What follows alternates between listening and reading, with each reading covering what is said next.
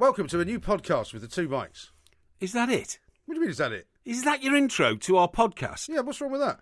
It lacks passion, it lacks power, it lacks energy. It should be, hello folks, welcome to a new podcast from the two mics. Dear me.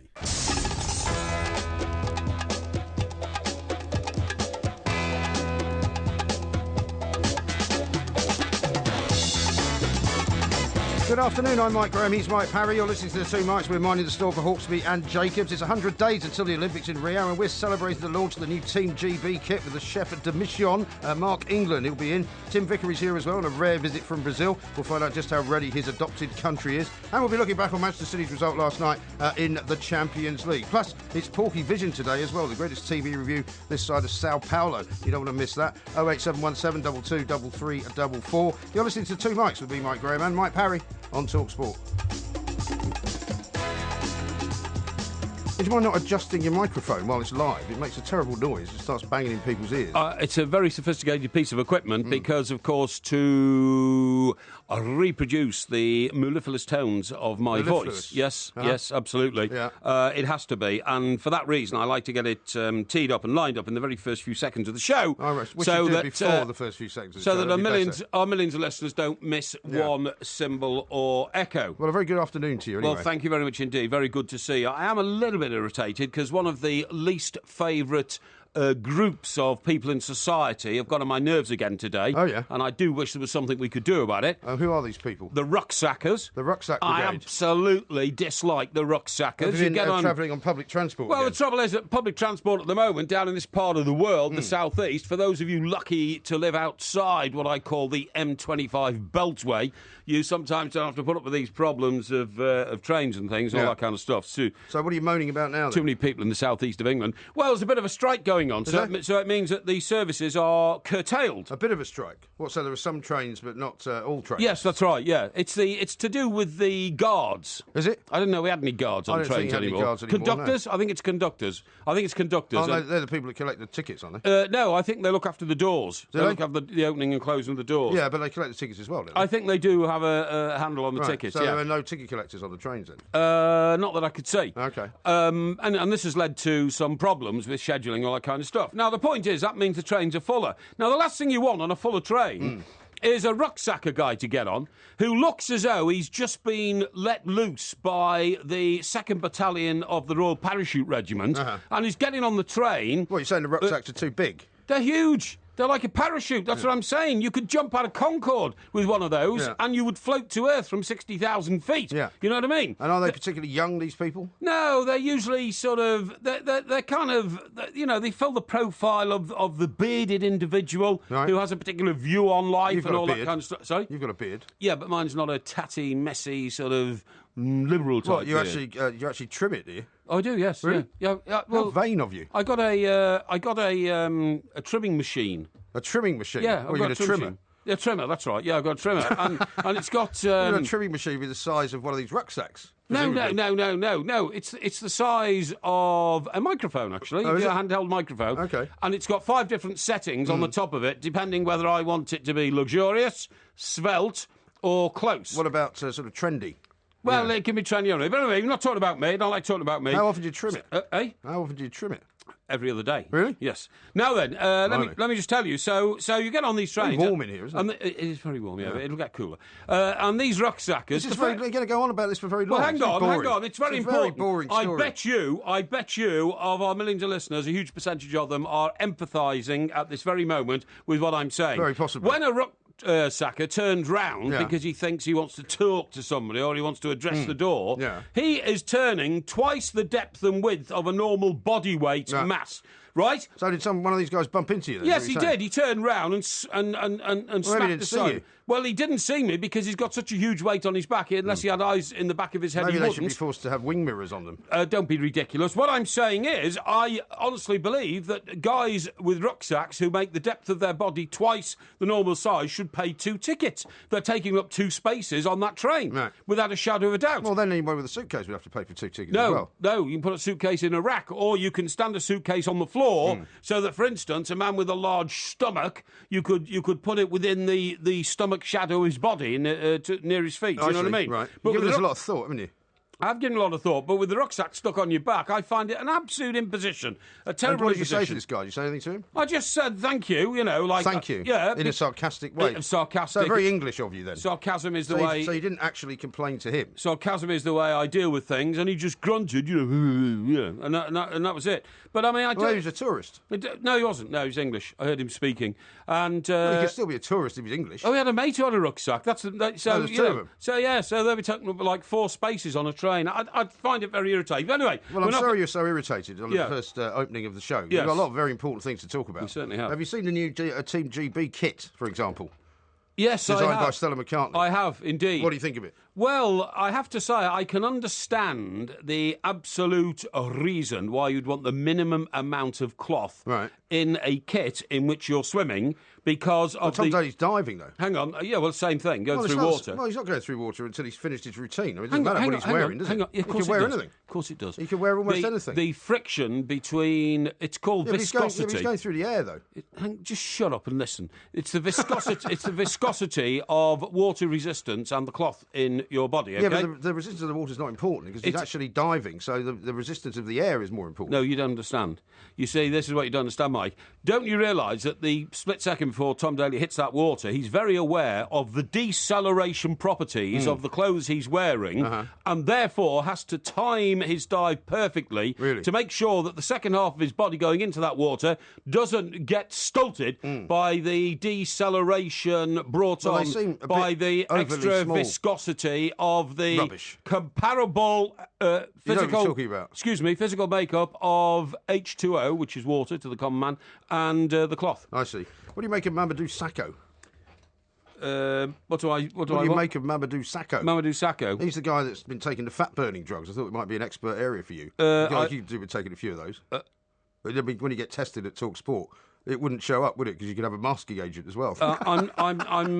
He's decided not to have his second test looked at because he's decided to accept the findings of the drug test. I'm not going to get drawn into that. Really? You clearly only asked the question because you had a smutty little joke to try and make it my expense. Can I tell you this, by the way? Can I tell you this? You're a lucky man. Guess what I found out? What did you find out? What I found out is that new laws have been introduced into office legislation, and you can now go and sue our employers, if you wish, when you get mocked for being obese. What, you mean by one of their other... What, by you? I.e., if somebody says, you fat slob, can you just... Which is the sort of thing you say to me on a daily basis. Where warranted, you can now claim that your employers are not protecting you from verbal abuse within the workplace. I wouldn't be interested in suing the employers. I'd be interested in suing you. That's what I would do. Does that mean you're going to have to be careful with what you say now from now on? You have to be careful with what you say from now on. I don't think so, because if you ever sunk to the level of saying, you personally abused me and all that, you'd be an even weaker character than I've always taken you for. My respect for you would drop to another level of lowness. I didn't realise you had any respect for me. Well, I don't have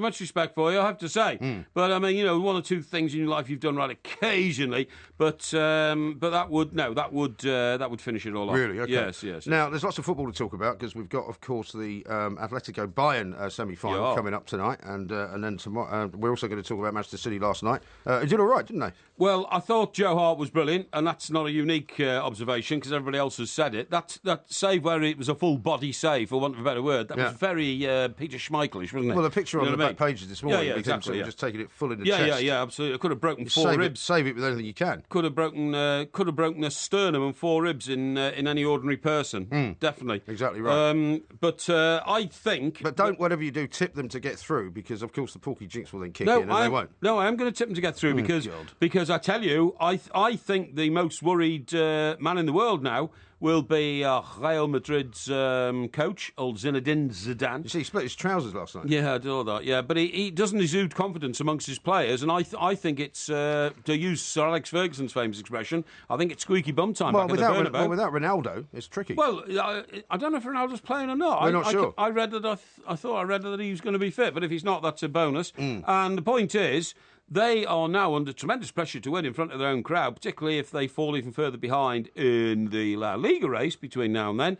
And they could be a very nervous team. And I think City have got nothing to lose. Certainly Mr. Pellegrini has got absolutely nothing to lose. 1 or 2 hints this morning that he may be talking to people at Everton. Really? I have no confirmation of that or otherwise, I'm afraid. We may have to explore that one a little bit later on. Yeah. Excellent stuff. We've got loads to do coming up. It's Porky Vision as well, a little bit later on in the show. It was a momentous day yesterday for the families of the 96 Hillsborough victims who campaigned for so long and so hard to reach the truth of what happened that day. Here's how they reacted after the verdict of unlawful killing was reached. In my view, this will be remembered as the greatest miscarriage of justice in probably the history of our country, because I don't think we've ever had a situation before where the victims and the survivors of a tragedy have been blamed for it in the aftermath. The burden that they've carried it really on behalf of the whole community, because the search for truth and justice matters to all of us. I think it's a disgrace that we've had to wait 27 years. 2 years of hell going up and down to the court each day. At the end of it, today, it's been well worth it. I think we've made history really today, not just for the families of the 96, but also for the fans and survivors who are very important, but for our city as well. I had black hair when this started. Now I've got grey hair and even that's going a bit thin.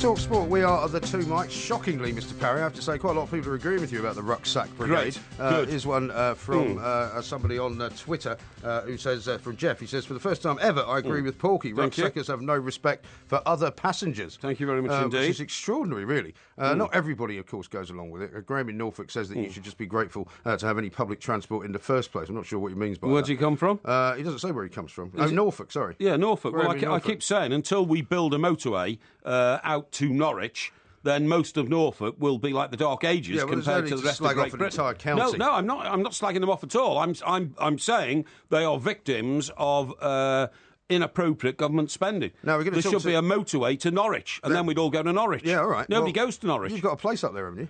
Suffolk. Suffolk, yes, right. Yes. We're going to talk to Ed Malyon in Madrid in 1 second, but let me read you this from JP in London, who says, completely agree with you, Mr. Parry. People with rucksacks get on my nerves, especially when you find yourself in a little corner shop and some student comes in with a great rucksack the size of a child. That's right. They ban roller skates and skateboards in shops. I think they should ban rucksacks as well. I totally agree. Thank you very much indeed. Once again, my finger's on the pulse of public opinion. Man of the people. Right, I'm going to tell you an amazing story about some pets, actually, in a little while. But so let's talk to Ed Malyon, because Ed's are going to be watching Atletico against Bayern Munich tonight, which is the other half of the Champions League semi-final. Ed, a very good morning to you. Afternoon, I should say. Good morning, chaps. How are you? Yeah, indeed. It's afternoon here, yeah.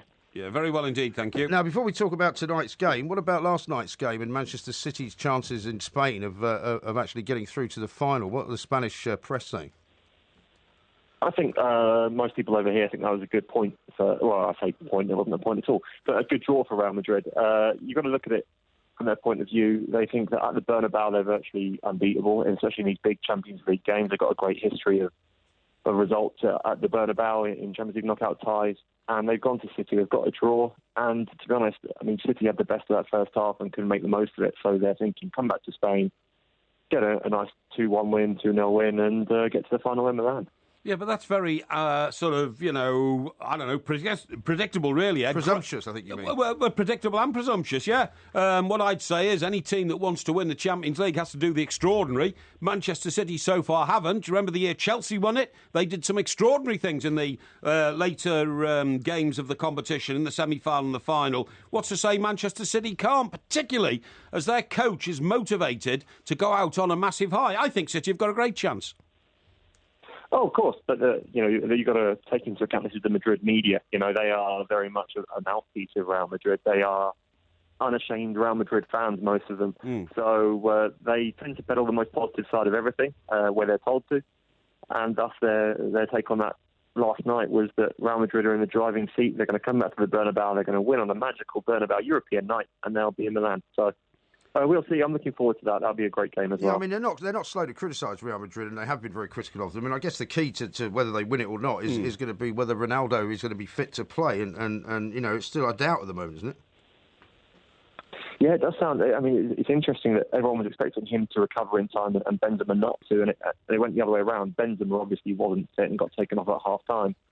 But without those two in the side, it's going to be interesting to see how they go about their game plan next week. I think Lucas Vázquez was quite good last night. He covered a lot of ground, and he is quite a talented player. Gareth Bale obviously comes centre stage, but they haven't really got a third backup guy who can slot into that front line. So yeah, it's a good test of Zinedine Zidane in his first season as a manager to see what he can do to counteract those absences. Well, funny you should mention Zinedine Zidane, actually, Ed, because that's going to be my next question to you. I mean, how have the fans taken to him? We know he's a massive hero, but having said that, I was in the Olympic Stadium in Berlin when Zinedine Zidane offered the Glasgow kiss to his opponent and got sent off. Any man capable of that, to my mind, has a credibility problem with his judgment and with his ability to respond in a difficult situation. I think he's there at the moment being tolerated by the fans, but he's got to prove himself.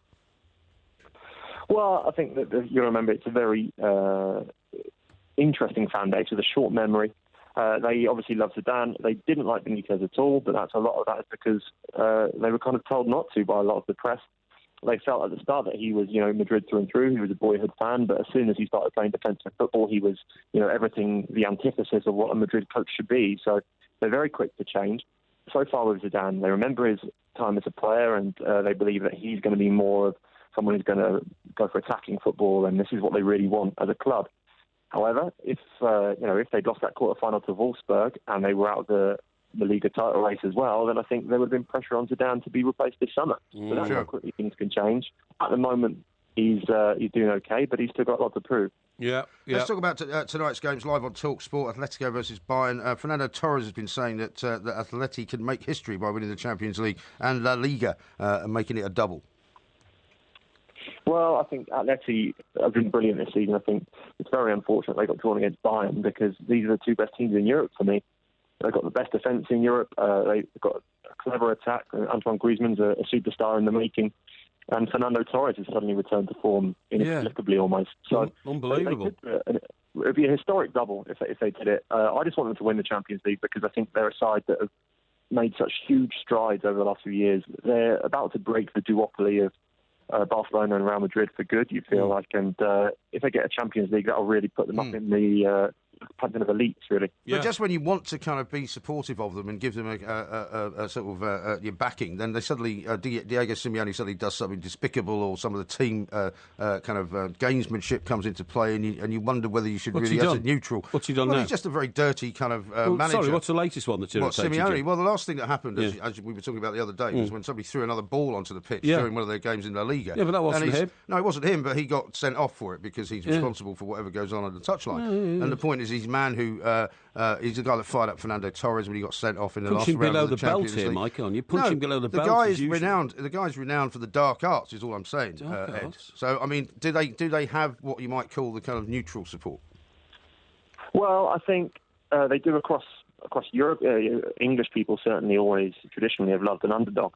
And Atletico Madrid, despite being the third biggest club in Spain now, are still huge financial underdogs when they're up against Barcelona and Real Madrid on a yearly basis. Up against Bayern Munich, one of the richest clubs in the world. They've got an enormous revenue stream. Bayern, obviously based in Bavaria, which is the richest region of Germany. And Bayern have spent all this money on stars. What have Atletico spent net, really, in the last few years? Not much. They've sold all their big stars. Falcao, when he was actually good. Diego Costa, when he was actually good. Felipe Luis. So I think there's a lot of admiration for what Diego Simeone has done, and almost the fact that the reason that he is credited as a manager is because this system that he plays seems to work with whatever players he plugs in there. So even when they do sell players, someone else comes in, replaces them, and they play just as well. So that's an impressive feat in its own kind of regard. Sure, no, it's going to be a massive game. Thanks very much indeed. Ed Mallion there reporting into us from Madrid. Let's go take on Bayern tonight. It's live on Talk Sport. I might ask you for a prediction a bit later on. Yes. But not right now, though, because as usual, we have to keep an eye on the clock. Torres is looking brilliant again. If only could have reproduced that form for himself at Chelsea. Bit odd, that, really, how he went down the pan so quickly. Yeah, well, we can argue about that all day. He went from being a £50 million player to a £5 million player. But we haven't got time for that. Coming up a little bit later on, Danny Kelly's going to join us. We're going to talk about this mega music festival that everybody wants to see, but Porky doesn't think anybody should bother going. This is Talk Sport. Baby takes the morning train. He works from 9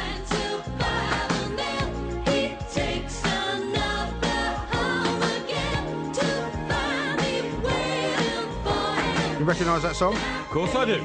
Who was it? But do you?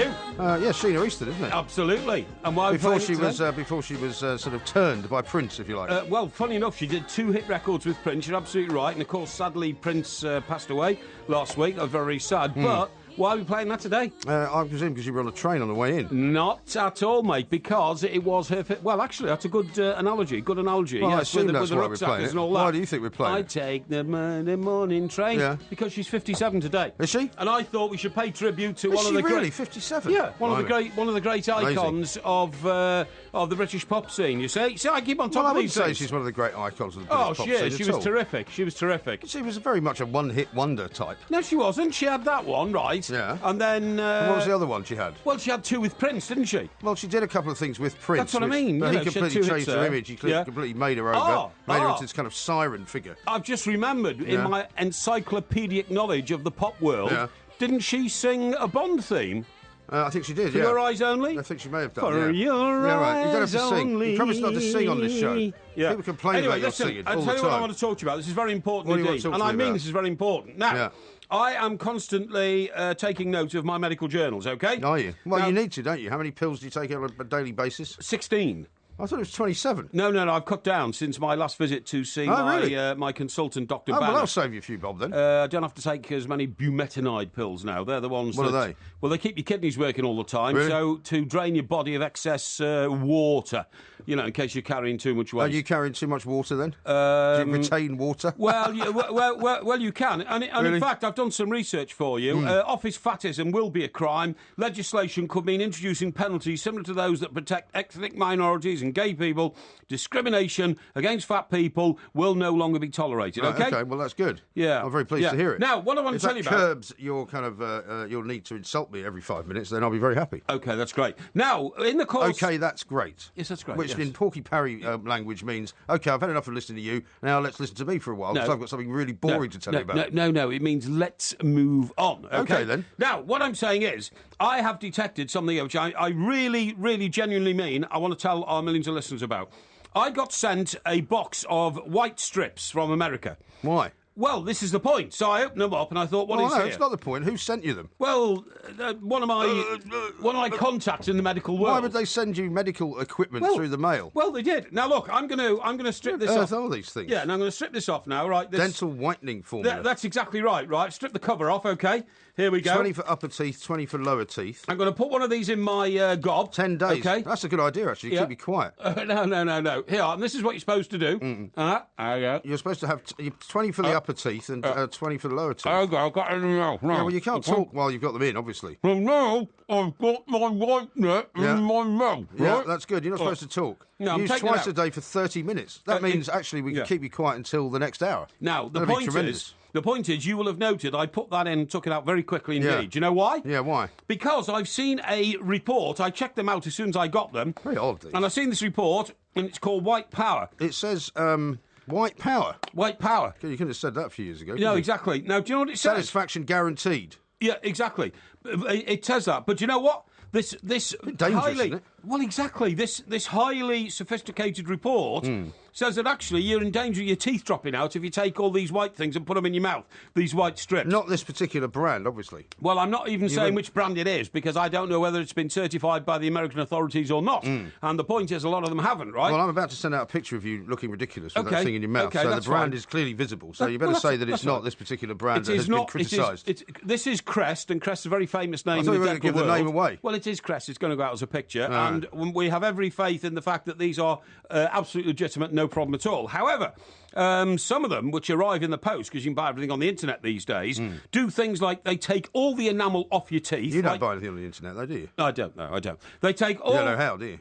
I just prefer to see what I'm buying in person. Right, okay. Or in I'm intrigued solid by form. who's sending you this kind of stuff through the Well, post. hang on. Do you know what it says here? Somebody's nicked a line from my book. Oh, yeah. There's an awful lot of bubbly in Brazil. It says... In some the sky was inky black thing? Well, nearly. It says it was as if someone had told the poor fellow to open wide and poured a pot of Dulux gloss into his mouth. Yes. After a week session. Famously, Mr. Brazil, as told to you, describes the skiing scenario as the sky was inky black. Yeah. The snow was as white as a tin of Dulux pink. Well, that's what Al said to me. I just wrote it down. He never said that. Anyway, the point I'm making is this. What is the point? And this is the critical factor. What you have to know is this.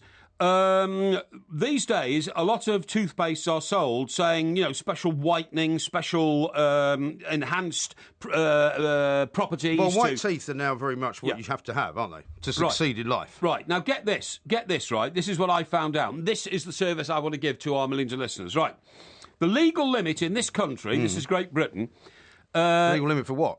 I'm just about to tell you, for the content of, what's it called? No, it's not. Nitroglycerine? No. You don't want to put any of that in your mouth? No, it's the, what is it called? The stuff that they put into hair whitening. Well, I don't know, you're the expert. Well, you know what it's hair called. Whitening. Yeah, why would you want to whiten your hair? Because it's the same property. But who would ever want to whiten their hair? Oh, people do. They ladies white blonde hair. Oh, do you mean bleach? No, it's not bleach. What's it called? Peroxide. Peroxide, that's it, called. It's peroxide. Excellent, well done. And in fact, peroxide... Well, it's a kind of bleach, isn't it? It's a kind of bleach, and it's so dangerous... Is that what you use? It's so... Eh? Is that what you use? I don't use anything.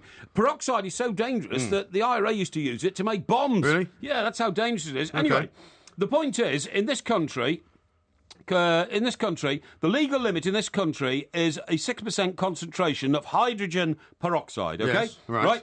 Conversely, by law, all DIY bleaching products, remedies bought over the counter, including toothpaste, are allowed a concentration of only 0.01%. So if you get a tube of toothpaste which says special whitening, legally it can only have 0.01% of peroxide in it, right? Right. That means you'd have to spend 300 years brushing your teeth, right? Yeah. 300 years, yeah, right, okay. Yeah, you'd have to spend 300 years brushing your teeth to notice any difference in the whiteness of your teeth. Yes. Because it has so little and effect. most of us aren't going to be able to do it. Or unless, presumably, you brush your teeth more than 3 times a day, 4 times a day, and reduce it down to 20 years. Well, it says even the staining will soon come back if you brush your teeth for a week non-stop, just to get rid of nicotine stains or red wine stains, the minute you stopped, it would come back. Right. So what I'm saying what's the point of the story? Well, the point of the story is, if people send you these from America, don't stick them in your mouth because the enamel will come off your teeth. Your teeth might drop out. I haven't got anybody in America that would send me stuff like that. Well, if you buy them on the internet, they'll send you them from America, won't they? You see what I mean? Well, I wouldn't do it. And don't do it because the enamel on your mouth, on your teeth will all go away. Your teeth could drop out of your mouth. And what's more, dentists in this country, and I believe we have the finest dentists in the world, certainly mine is a very fine dentist. Is he? Yeah. I believe that's the time, by the way. They will not replace your teeth because they're not going to go near your mouth once you've destroyed it by pushing... Well, it's a bit like taking your car to an unregistered dealer. Yeah, by pushing hundreds of grams of this hydrogen peroxide into your gob. Fascinating. Yeah. Well, thank you so much for letting us know. If you've got any more stories like that, keep them till tomorrow. So I'd let you know. This is Talk Sport.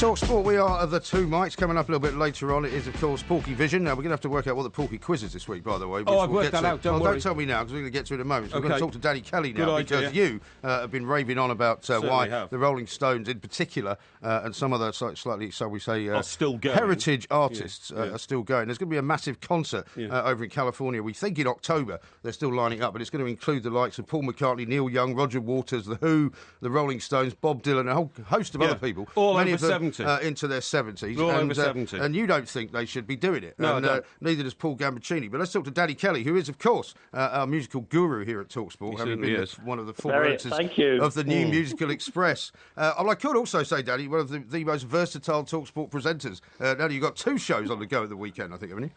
That's right, yeah. I do the immediate post-Saturday one on the season ticket, and then we do the European football that's been going on Sunday evening. So thank you, yeah. Now, I didn't want to embarrass Porky by asking him whether he recognised that song that we just played. Did you recognise it? Yes. Who's it by? It was a classic. What was it? The classic of classics. Danny, you'll tell me. He doesn't know, does he? No. I was watching the Hillsborough thing on the telly when you were playing it. What were you playing? Yeah. It's the Rolling Stones' Doom and Gloom. Of course it is, Doom and Gloom. Which was their last hit, which a lot of people thought... Yeah, very recent, the most recent hit they've probably had. But, Danny, what's your view on all of this? I mean, I think it's a bit miserable for people to say, oh, why do you want to go and see these old codgers now that they're burned out and they're no good anymore, and who would want to pay to see them? But loads of people would. Their voices have gone. The answer is, Mike, I've actually performed a 360 degrees on this. When I was writing about pop music back in the day, the idea of these people at this age prancing around on the stage was absolutely abhorrent to me. But I've actually changed my view for two reasons. One,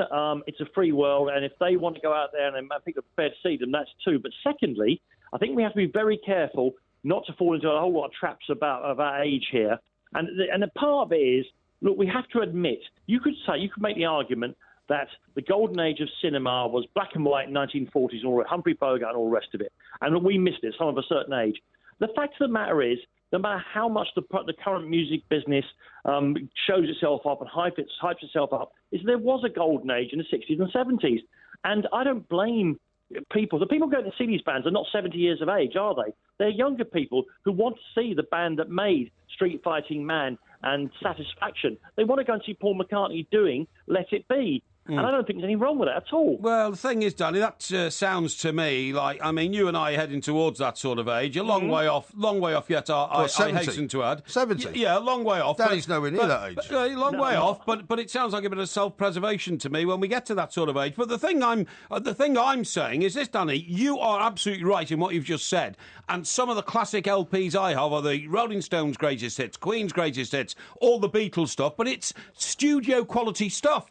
I can't understand how anybody goes to watch the Rolling Stones live these days. It sounds to me like they're all gasping for breath. But they're not, though. Like the bass player hasn't turned up. I haven't seen that, Mike. I've got to be honest with you. I mean, I have chosen not to go and see the current incarnation of Rolling Stones because I cherish my memories of seeing them in the 1970s. That's what I'm saying. So you're agreeing.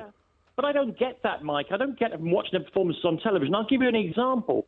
I don't tend to go to these heritage gigs myself, but somebody asked me if I'd go with them to see Patti Smith recently, and I mean really recently, a couple of months ago, doing the 40th anniversary of her classic LP, Horses. Yeah. Now, she was magnificent, and I don't mean magnificent because she was doing her old album. Yeah. She and the band on the day in that space at the Roundhouse were just brilliant. So I think it varies. I'm with you, Danny. I saw Marianne Faithfull at the Roundhouse not very long ago, and she was fantastic, absolutely brilliant. And also, I mean, that's all you can judge it on. And also, I mean, if you saw falling into the trap of ages, and if you saw the Rolling Stones in the 70s, I mean, they've never been any good live. I saw them in 1979 at Wembley, and the Rolling Stones live have always been rubbish. But that's not the point. You're going to see the Rolling Stones. Yeah, but that's ridiculous. That's like saying, oh yes, we went to see, Ayrton Senna, God bless his soul, if he was still alive and all that. Well, because, and he drove this car that's 30 years old, but actually that car can't keep up now with Lewis Hamilton's car. That's the worst analogy you've ever made. No, it's not. It's not. What I'm saying is to go and see somebody because they're a legend is almost to be insulting.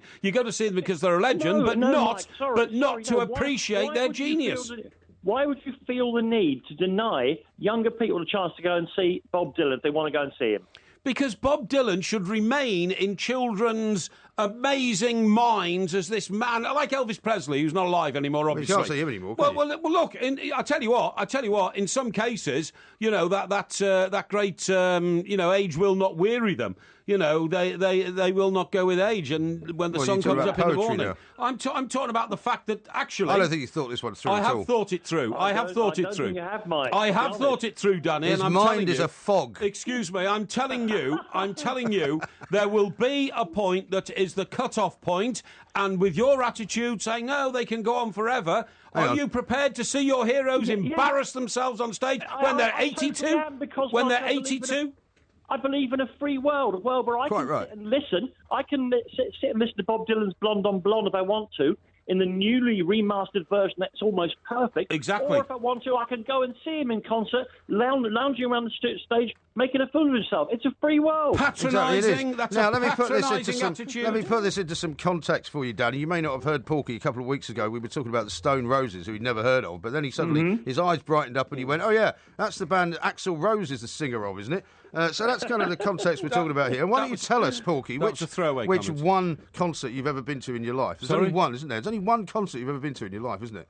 I saw the Beach Boys. The Beach Boys. At Wembley. And how old were they then? They were young, because I was young. No, they weren't young. It was in the 80s you saw them. No, it wasn't. No, it was, it could have been. 70s, 80s. So, but I mean, he that's doesn't really remember, does he? No. So that's all you've ever seen, is the Beach Boys in concert? I wouldn't see the Beach Boys these days. Here, Danny, let me tell you, years ago, right...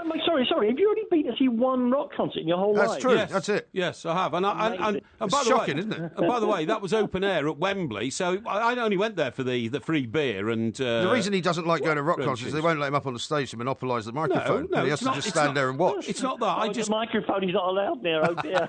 That's very kind, Danny, thank you. I can't stand being in a room full of, or, you know, an auditorium full of thousands of people all standing there, you know, goggle-eyed, looking at some guy on the stage. You wouldn't mind if they were looking at you, though, playing out the music. But Mike, how does that differ from what we both love going to watch the football matches? Yeah, well, football, staring at the people doing as well. Because I have an appreciation of what the footballers are doing in a way I don't have an appreciation for the musician. That's a musical appreciation, is it? Let me tell you, my favourite going to see a band who are over the top, I'm not joking, in a small club in a place called Redditch in the West Midlands, when I worked there as a reporter on the Birmingham Mail, the Shadows turned up. In fact, it wasn't the Shadows. It was a shadow of the Shadows. It was a shadow of the Shadows. It was the guy who drunk himself to death. What was his name? Hank? No, not Hank. Hank was a good guy. You mean Hank Marvin? Hank Marvin was the good guy. It was the you'll remember him, Danny. It was the member of the Shadow. He became a chronic alcoholic. No idea. And disappeared down the gurgler years ago. But he got up on stage. He was too intoxicated to even speak.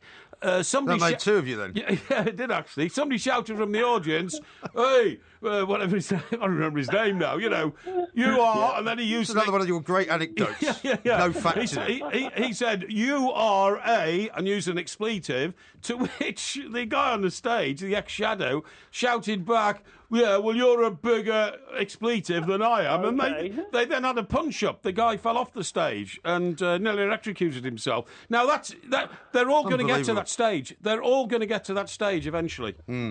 Danny, it doesn't seem likely to me. Danny, I fear so. We've made no progress with Mr. Parry once again. We have. But we have discovered. I mean, you can do it, and now you can do a radio poll. Has anybody been to less gigs than Mike? It's an incredible thought. Isn't it? I don't think anyone has. I mean, that's the tragedy. I don't believe there's one person. Yeah, absolutely. Actually, Danny, I went to Mungo Jerry. I saw Mungo Jerry once at Newcastle well done. University. Yeah. well done. Yeah. Top man. Danny, thank you very much indeed. Danny Kelly, right, back no at the problem at all, weekend. Jack. He's got, of course, the season ticket show, 9 p.m. on Saturday, and he's got Eurovision Sunday night, which has nothing to do with music, obviously. Porky has once again proved himself to be a complete and utter Philistine. No. This is TalkSport.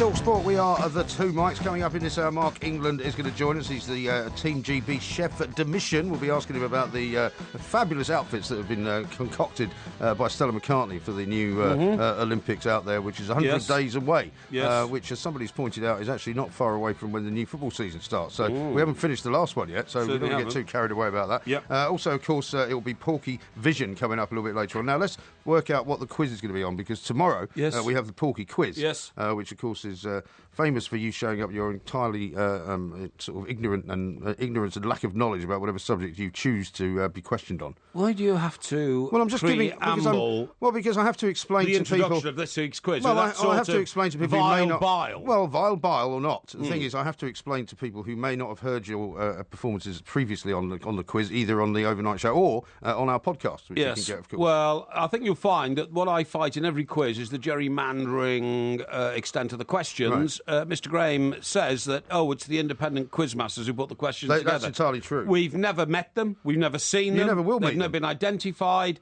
It is all a complete contract. They have to remain in seclusion in camera, because otherwise you would interfere with them. The number of times I get the first two questions right and absolutely amaze old MG here, and he's rocked back in his chair. I can't believe I get two difficult questions right. Then all of a sudden, the next load of questions become doubly difficult. He switches the first set of questions for the second. Never mind all that. Of that I have absolute proof. No, you don't. Now then, what's the subject going to be this week? This week is the birth of one of the great Britons of all time. Not necessarily one of my favourites politically, but it was in fact Oliver Cromwell. Who was born in this week in the year he was born. Absolutely. In the year he was born. Yes, which I'm not going to mention. Well, I'm not going to mention it because I don't want to give you any sort of indicators or clues of what I already know about Oliver Cromwell. And what I don't know about Oliver Cromwell, I'm going to keep you guessing. Okay. All right. Well, I will pass that on to the independent quizmasters, and they'll come up with 10 questions for tomorrow. Now, a couple of tweets here for you, and this one you might appreciate from Nelly, who's tweeted at the two mics. Porky telling us not to watch old men doing gigs. I went to see an old man in Manchester at the dance house. #plank. That would be talking about you. No, still about you. No, when we did the two mic show up in Manchester. About you. I still spring around the stage like a gazelle. Gazelle is not the animal I think most people would be likening you to. At our live concerts, whereas you plod around like Dumbo the elephant. Yeah, well, how about this one? Even you've admitted you didn't realise how slow you moved until I showed you a picture of yourself on the video, didn't you? A picture of myself on the video? A picture of yourself on the video. Well, it wasn't so much that I didn't realise how slow I moved. I just said that, if you look at it in a different sort of way, i.e. not yourself walking, it does look like I walk quite slowly. Yeah, you do. But that's the same as like a gazelle springing around. That's the same as any kind of video, really. I mean, I've got a video of myself playing for the Daily Express football team at Wembley, right, where we won the Littlewoods Championship. Where Littlewoods used to, when they used to. Well, it was the old Wembley before they knocked it down, and we had a team long after you'd left, of course, so you weren't included in the team, and we won on penalties in the final against the Sun, I think it was. What? And watching the video is incredibly sort of. Painful, because we look as if we're hardly running at all. But at the time, it seemed like you were running really fast. Yeah, it's true. Now, here's this one from D, who says, is Porky on performance diminishing drugs today? He's talking even more rubbish than he usually does. What? Maybe he's got rucksack envy. No, I haven't got rucksack envy at all. I don't like people with rucksacks because I feel they're antisocial. And Gabriel says, did Parry see Mungo Jerry in December, or was it in the summertime? And then he says, you may need to explain this to him. I like that. I saw him at Newcastle Polytechnic, as it was in those days. Really? And now it's the University of the Tyne or something. University of the Tyne, it is. And lead singer is Ray... What's his name? I don't know. Mungo Jerry's lead... Ray Dorsey. Ray Dorsey. Are you sure? Yeah. 30 years later, of course, Ray Dorsey comes in here and does a show with us. I'm not sure it was with yourself or whether... Wasn't me, no. Andy Townsend. And, maybe it was, on the mid-morning show, And said that he was the biggest fan of our show and listened every day. So, Ray, if you're listening now, my friend, let me tell you, you've brought me hours and hours and hours of sheer pleasure. All right. My favourite Mungo Jerry song... Jet Harris, by the way, is the guy, apparently, from the Shadows you were referring to. Jet Harris was the Shadows guy who, I'm afraid, just literally, I'm afraid his life got out of control. That's the kindest thing I can say about old Jet Harris. And Noel at Penzance is saying, and he's got this slightly wrong, because he's obviously been listening to the overnight show, is Porky not counting his gig at Kenwood House watching a classical orchestra doing ABBA's greatest hits while somebody's set on fire by a candle? Yeah. Wasn't that somewhere like... It wasn't Kenwood, was it? No. That was somewhere else. That was my Lord Montague of Bewley's estate down on the south coast. Yeah, which is called... Bewley. What's it called? Because Di and Charles spent the first night of their honeymoon there. Are you sure? It was where Mountbatten lived, yeah, definitely, yeah. Or is it just called Bewley? Was it called... where the motor racing yes, goes on? It's the same complex. Is it just called Bewley? No. Are you sure? It could be Bewley. Yeah. Anyway, look... listen, I've got a story to tell you. Oh, yes. My son, who's currently off school because he's not terribly well. He's got... Age of 9. Don't say what he's got. Okay. No, just don't say anything about that. Just don't give away any information you're not required to give away, okay? Anyway, the point is that, I told you a few weeks ago that one of our fish died. Well... There were 3 goldfish. You don't look after your fish properly, that's your problem. He got fin rot or something like that, and he got attacked by the other 2. Yeah, apparently it happens quite a lot. And so anyway, he was dispatched to the next life, as you do. And he was found pointing down, wasn't he? In the he bowl? Was, yeah. Not face down as a human being would be, but nose on the bottom. Well, face down, effectively. So it was like a fish has still got a face on the front of it, hasn't it? Yeah. It's just not like your face. It was like a ship that had gone down, sort of bow first. Bow first, yeah, absolutely right. Yeah. And it was either fin rot or fish bladder, I think they call it. It's one of the two things. It's nothing to do with bladderation. But anyway, so he goes with his mother to a pet store Right. reasonably close by, which is not going to be named either, but it is, a massive chain of pet stores. And this is in Suffolk. This is in it's not Sussex. in Suffolk. It doesn't matter where it is. Why Right. do you have to give away all this information I about like what people my life in is? their I want heads to be getting the pattern of the picture knowing together. everything about my life. Anyway, they refused to sell them another fish. What? They refused to sell them another fish. On what grounds? On the grounds that the tank was too small. How do they know? Have they seen the tank? Well, no, but they was asking what size your tank is, right? Right. And when we bought the tank originally, they said you can have 3 fish in this tank. And how many have you got at the moment? Well, only 2, because one of them died. One's dead, yeah. But they wanted to replace the one that died with a new one. That's and they've been ludicrous. told by these maniacs at this pet store Yeah. that they can't have another fish because there's not enough room for them to swim around. I And when they think, were told, hang on a second, you sold us this tank and said we could have 3 fish in it, they said, well, whoever told you that was mistaken. What, from the same shop? From You the got same tank? shop, yeah. The same shop now that won't sell you 3 fish? Yeah. I'd get the boys round Isn't there. that ridiculous? Just to... Isn't that ridiculous, Just though? to I mean, talking about a advise. fish which is Advise. maybe an inch long. The idea that somehow they've got this kind of fish Well, welfare fish is an program inch going long. on.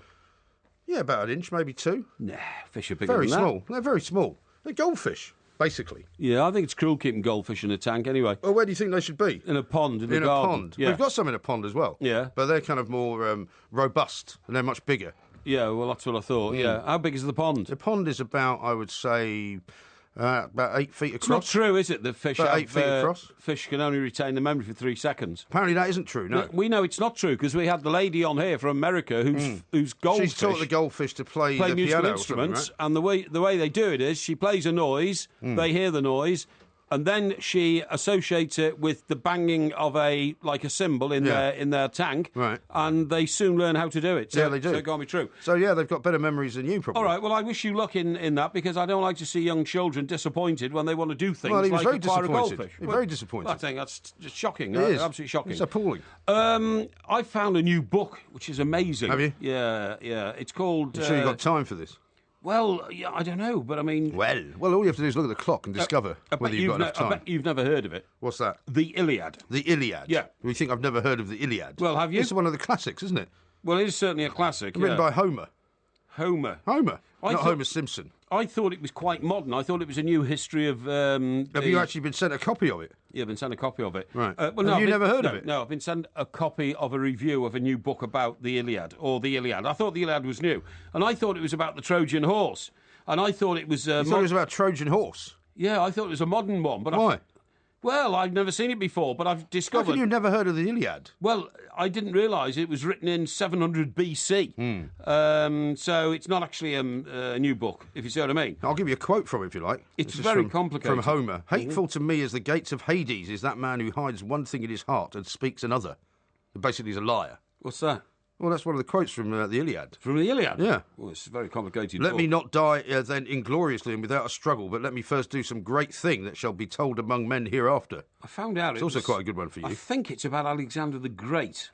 Well, it's about a great many things. Is it? Yeah. How can you not have heard of it? Well, what do you mean? How can I have heard of it? Well, how can you not have heard of the Iliad? Well, hang on. If you walked It's up saying and down... you've never heard of Pythagoras. Hang on, mate. If you walked up and down Northumberland Street in Newcastle upon Tyne... Why are you now, picking on Newcastle on Tyne? Because I'm going to go north, and you ask 50 people, oh, have you read the Iliad? 50 people would say no. Well, they might not have read it, but they've heard of it. No, they haven't. Nobody's heard of it in Newcastle upon Tyne. I think that's And rubbish. I hadn't heard about it until I saw this. Anyway, I suppose it might be quite interesting. Well, we'll give you a bit of an education on the Iliad I coming think up. it's as long as War and Peace. Is it? Yeah. But it's only war, isn't it? Is it? Yeah. Well, There's I don't nothing know. about peace in I there. haven't had time to read it. I'll let you know when All I right, have. we'll have a look at the review. Here's Mike Parry. I'm Mike Graham. We've got loads more coming up, including Mark England, the chef de mission from Team GB at the Olympics.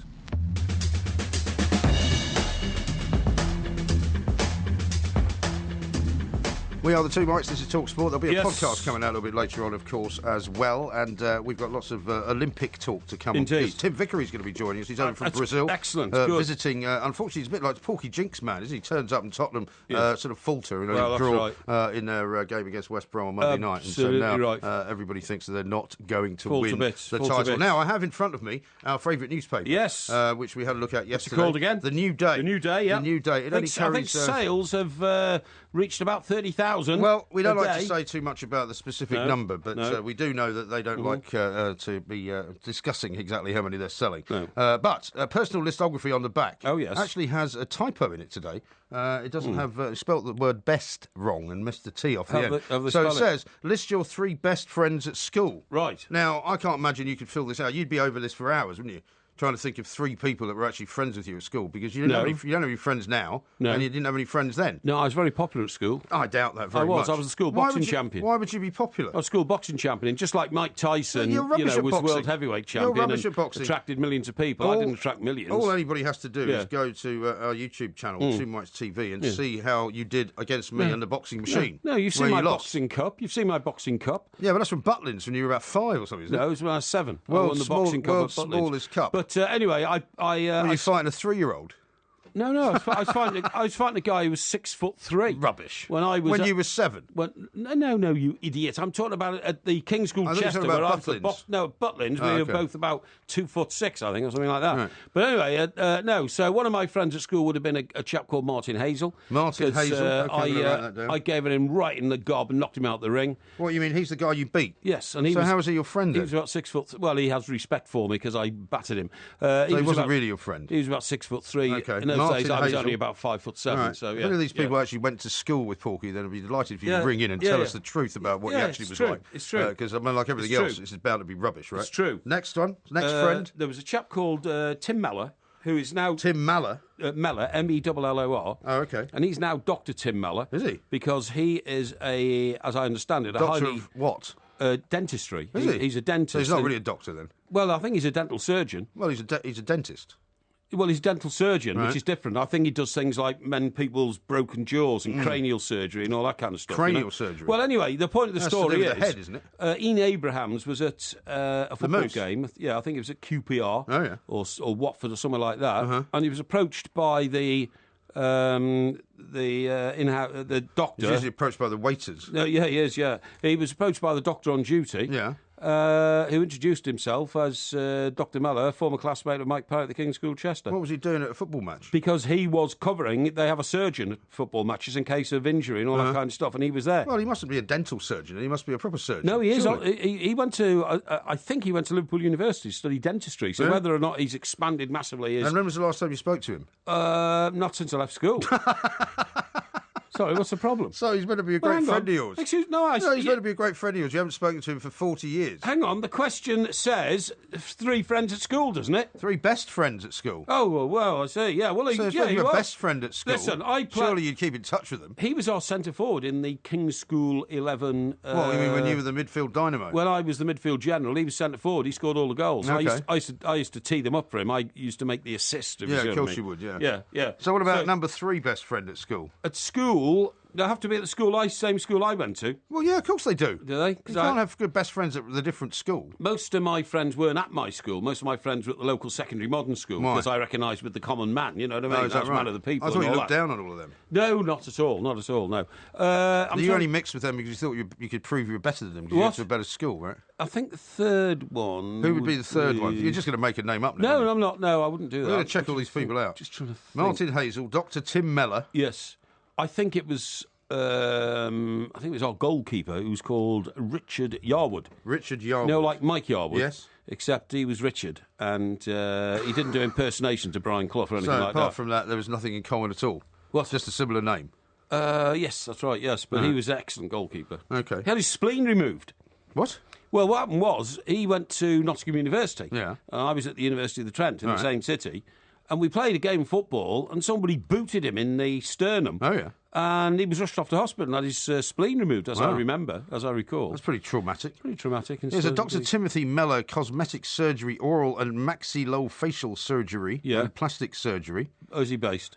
He's also worked in Holland, Hong Kong and the USA. Yeah. He was appointed as consultant oral and maxillofacial surgeon at Queen Alexandra Hospital, Portsmouth. Yes. And St Mary's, Isle of Wight. Well, it could be him. Could be him. Could be him. That's a coincidence, isn't it? He lives down in my part of the world, so to speak. Yeah. He's also mentioned in a story about a surgeon who repeatedly punched a patient to correct a fracture. Oh, no, he's not that one. We've done that story before. Yeah. He said to a bloke, just hold your face there. And he Professor kept smashing him Ninian Peckett. No, but he wasn't. He was giving evidence in it. He wasn't accused of doing it. That seems a bit harsh. No, I remember. There was a doctor witness who actually reported how much damage this other mad dentist had done by smashing his patient in the face to try and get his jaw straight. This Dr. Timothy Mellor was called as an expert on behalf of the GMC. Yeah, well, I suppose he would be. Yeah, I suppose he would. Yeah, well, that sounds. Who said, probably helpfully, that there's no evidence that by reducing a fracture with external force alone is actually the answer. No, that's right, yeah. Punching somebody in the face to help their fractured jaw isn't necessarily a good thing. Right. I mean, he was a top guy. He always came top and everything, so that sounds like him. Well, you must enjoy having these reminiscences with all these old friends of yours. Do you have like what they all now have is like a high school yearbook like they used to have in America? Oh, no, I'd never go to a reunion. Haven't you? No. You've never been to one? No. You've been asked to go to one? I'm a member of the old boys, the King's School Old Boys. But and you give them £100 a year, don't you? I do, yeah. But I wouldn't go to I wouldn't go to a reunion. That's because you don't want to meet anyone who's become more successful than you. No, that's what you fear the most. No, it's because I wouldn't want to go and boast about my achievements and that's not like you, is it? And my lifestyle or anything like that. You see what I mean? Right. So that's why. Listen, I'll tell you what I'm going to talk to you about. Talk about strange things. Another book I've been sent is about the Scientology movement. Your postbox must be rammed every morning. Well, I have to be selective and the offers I take. Yeah. Do you know what I found amazing about this? Yeah, well, I woke up this morning, right, and I heard this kind of scratching at the window. Oh, yes. And I thought, a bird? What that is. And I opened the curtains, and there was a guy right in my face. There was some guy at a cherry picker. Oh, right. Going along the street on the outside of the building. I can only assume it's because it's one of these sort of collective buildings, which I suppose they have to maintain from time to time, and he was checking all the windows. Yeah. But nobody had said that was going to happen. Oh, very odd. It's a bit of a shock. A bit of a shock indeed, I agree. I wasn't doing anything untoward. Well, absolutely, and that you weren't in Rogerisation mode. Something like that. Now, the founder of the Scientology movement was L. Ron Hubbard. Yes. Now, this book, which I've read, it took 3 years in the making, because it had to clear a lot of legal hurdles, to get published. It's called... Well, the Scientologists are very litigious, very much indeed. You tell me a story a minute about a TV programme they made, won't you? Going Clear, Scientology, Hollywood, and The Prison of Belief, written by a guy called Lawrence Wright. Yeah. But the main point he makes, which is absolutely incredible, I mean, we know that Scientology is famous for Tom Cruise and who's the guy from Saturday Night Fever? John Travolta. Yeah. But what it says here is, the reason Scientology was invented, according to this author, is that L. Ron Hubbard was, in fact, a science fiction writer. He was, yeah. He wasn't a churchman at all. Yeah. But he was sitting there one day in America and he watched some great preacher, some television preacher, and these guys make literally tens of millions of pounds, don't they? Yeah, they do. People send them huge donations, Yep. They build huge tabernacles, they fly around in private planes and all that. And he turned to somebody and said, I'm going to get out of science fiction writing and get into religion. That's where the money is. Yeah, well, I don't think he's probably wrong about that. Well, anyway, from wherever it came, the Scientology movement then started, and the amount of money that flowed in from there on is staggering. Yeah. For instance, 30 years after L. Ron Hubbard's death, right. and despite dwindling membership, the assets of the movement are still $1 billion. Well, they've got loads of property all over the place, haven't they? Yeah. It's got cash reserves of $1 billion on top of all their property. In Hollywood alone, its properties are valued at $400 million. The amount that they receive in donations from people who die every year is upward of $60 million. Right. It is I think both incredible. Tom Cruise and John Travolta give them several $1 million a year each as well, just to kind of keep things going. Well, I think they do, but I mean, again, according to this book, and sometimes when people join, they give them everything, and go into what is the equivalent of a vow of poverty and all that kind of stuff. Amazing. But I mean, it's just what I'm saying is that one fact. But people love to give money to religions, don't they? They love the idea of having been told this is the answer. It's a manufactured religion designed purely to amass huge amounts of money. Yeah, well, you could make that allegation about every other religion, I suppose. Could you? I suppose you could. If you were to be philosophical about it. But we haven't got time to be philosophical. Okay. I thought we were going to talk more about the Iliad, but we'll do that some more soon. Also, coming up, we'll talk to Mark England. What's the Iliad? The book you just mentioned about 10 minutes ago. The GB chef, Team GB chef de mission is going to join us shortly. This is Talk Sport.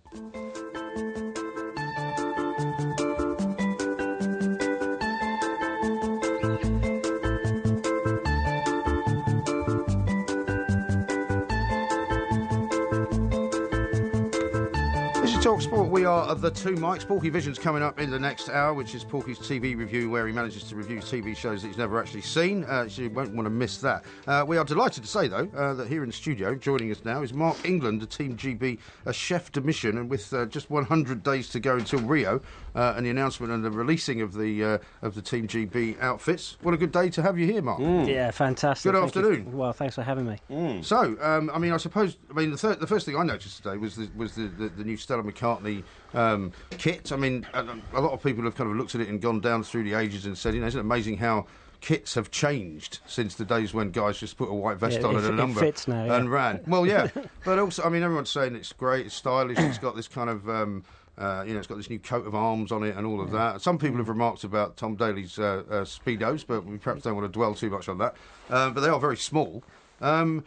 Is that a very important part of the whole thing, is just getting the kind of uniform right, if you like, because the athletes have to feel good in it? Yeah, for sure. It's on a whole bunch of levels, really. I was happy to be there this morning supporting the launch, and as you can see from the photographs, we've had 20 or so athletes down there, and they absolutely loved it. It was great just to get the feedback from them. The Brownlees thought it was terrific for the triathlon. Jess Ennis was there, obviously. Right. A couple of the cyclists, Laura Trott and Lizzie Armitstead were there. So it was across the whole range. As you can see, you don't quite get the whole crest on Tom Daley's trunks, but it was good. And the important point about it is not just the design, which goes back into a bit of tradition, as you can see from its design, but also is pretty fresh. It's a new look for the British team. There's a lot more red in it, following following the London experience. Still designed by Stella McCartney, but the innovation, the Adidas innovation, to one, make the athletes feel good on the field of play, but more important than anything,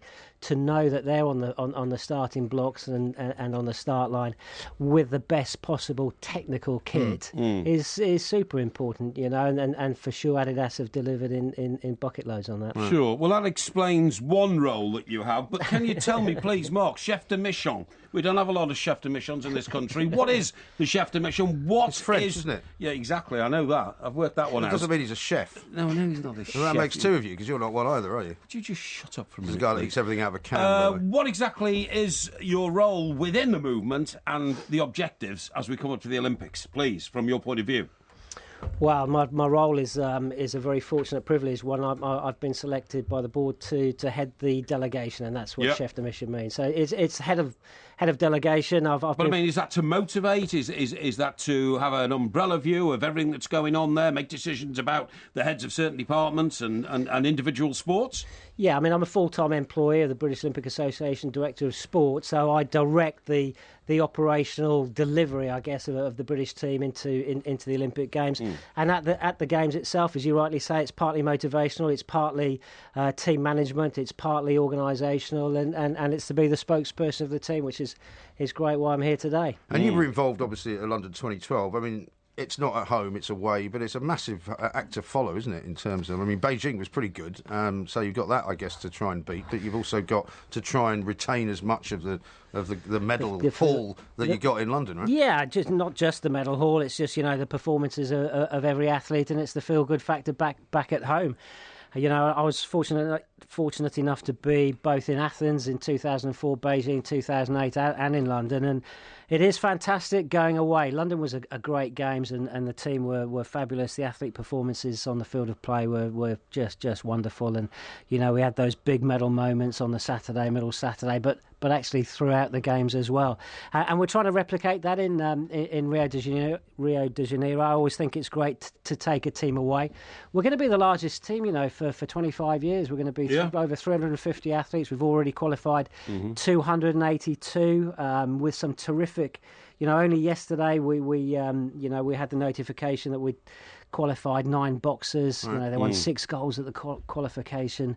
And the marathon of the weekend, you had a few getting in there as well, right? Yeah, 5, 3 men, 2 women, a couple of brothers, and a Brit with the unpronounceable name. Yes. So, yeah, fantastic. And what about Rio? Because funnily enough, we've got a guest coming in the next hour who's based in Rio. He's sort of mostly our football correspondent. But great. We know that there's problems with the preparations in Brazil. We know there's problems with some of the sailing sort of arenas and that kind of thing. and we had that collapse of the walkway. I mean, Cycle. have you been out there to see sort of firsthand what the preparations are going like? And if you have, well, what did you see?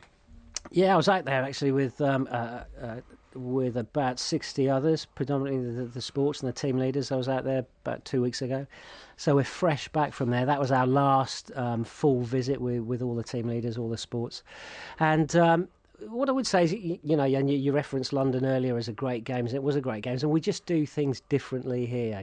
Things happen to take place many, many months in advance, right. And that's not necessarily the way in some of the other countries that that we're fortunate enough to visit, and Brazil falls into that category. Their pace of delivery isn't that of London, but you know what?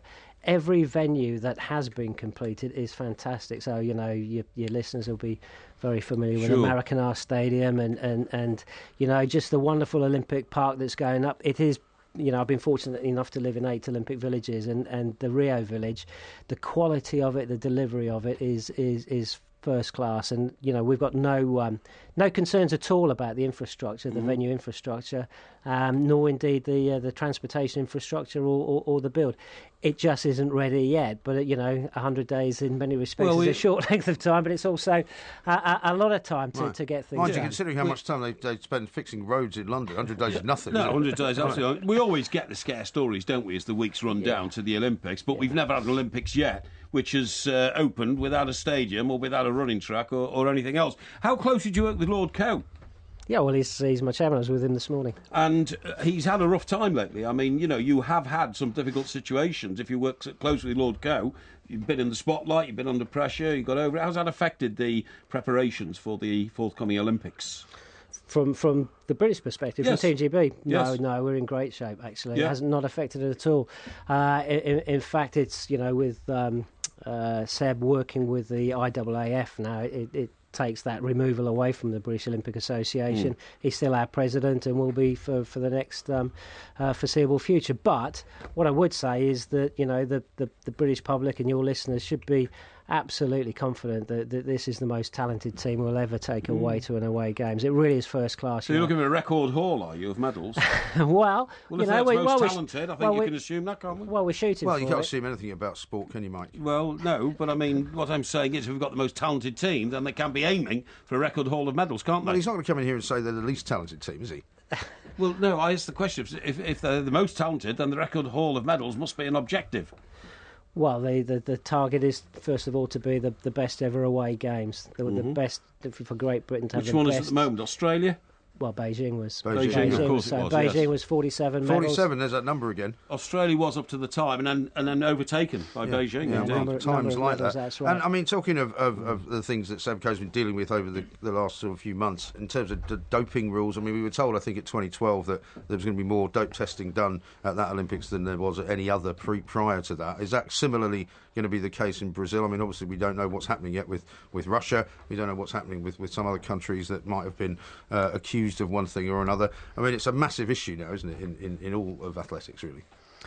Well, and every sport as well, really. Yeah, and we work very, very closely, and we've got every confidence in the UK anti-doping system. So that it's a government agency. They're tasked with testing British athletes. So again, your listeners should know that British athletes are tested regularly on this journey between now and the Games. They will all go through an education process around doping, and for sure they will all go through a doping procedure on the road to Rio de Janeiro. So we've got every confidence in that for sure. Sure. And waking up this morning, I guess you saw the story about Shane Sutton and how he's now been suspended as an investigation goes on into whether he said certain things that were discriminatory against women cyclists, against the Paralympians. I mean, what's the situation with that? Yeah, just as you say, just waking up to that, and I'm just picking up bits and pieces from the newspaper. I've not spoken to Cycling or to Shane.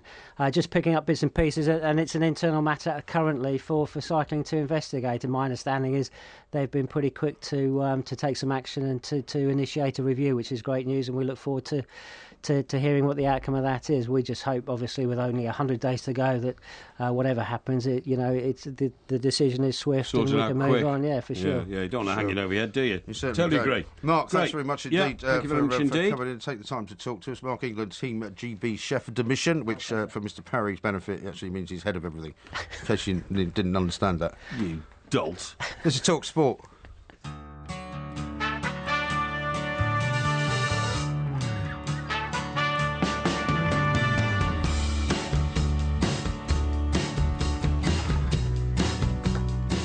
This is TalkSport. We are the two mics. Porky Vision coming up in the next hour or so, which of course is your version of a TV review. Very, very hotly anticipated, I'd say. What do you mean, my version? Your version of a TV review. Well, I mean, most TV reviews. It's a TV review. Yeah, but most people read their TV reviews, whereas your TV review is a spoken one. Well, mine is. You shouldn't be so ready to suspect me of putting you down. Our show is a spoken show, Mike. You know, we are. It's on the radio. Word. That's true. Yeah. Although, which is by a bizarre. I've told you not to sing, but the thing is that by coincidence, you might have expected this not to be the case because we spent so many years in the print business, of course. Well, indeed.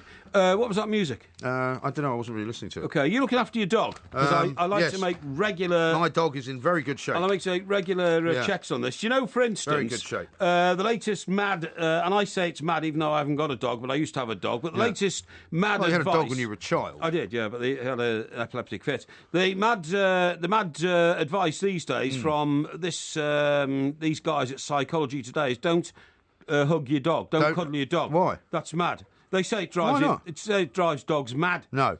Well, I would say that the dog obviously has moods like people do, and sometimes the dog feels like being affectionate, and other times he feels like being on his own. I mean, sometimes, for example, he'll go off to his little bed and just stay there on his own for a couple of hours, have a nap, and then he'll decide he wants to come back into the living room, interact with the kids, do whatever. Other times, you know, if one of the kids grabs him in a way that he doesn't like, he just kind of walks off, doesn't enjoy it. But sometimes he's very affectionate. Well, I thought dogs liked affection. Now, this guy, Stanley Coren... I think they do. Stanley Coren, a canine behaviourist scientist from the University of British Columbia, he says that when you hug a dog, the dog is saying, help, my owner is asserting dominance over me while simultaneously preventing me from running away. Why would your dog want to run away? Well, it's not so much that they would want to run away, but some people, I mean, like if you went into a room full of people and you started hugging everyone, a lot of them wouldn't like it.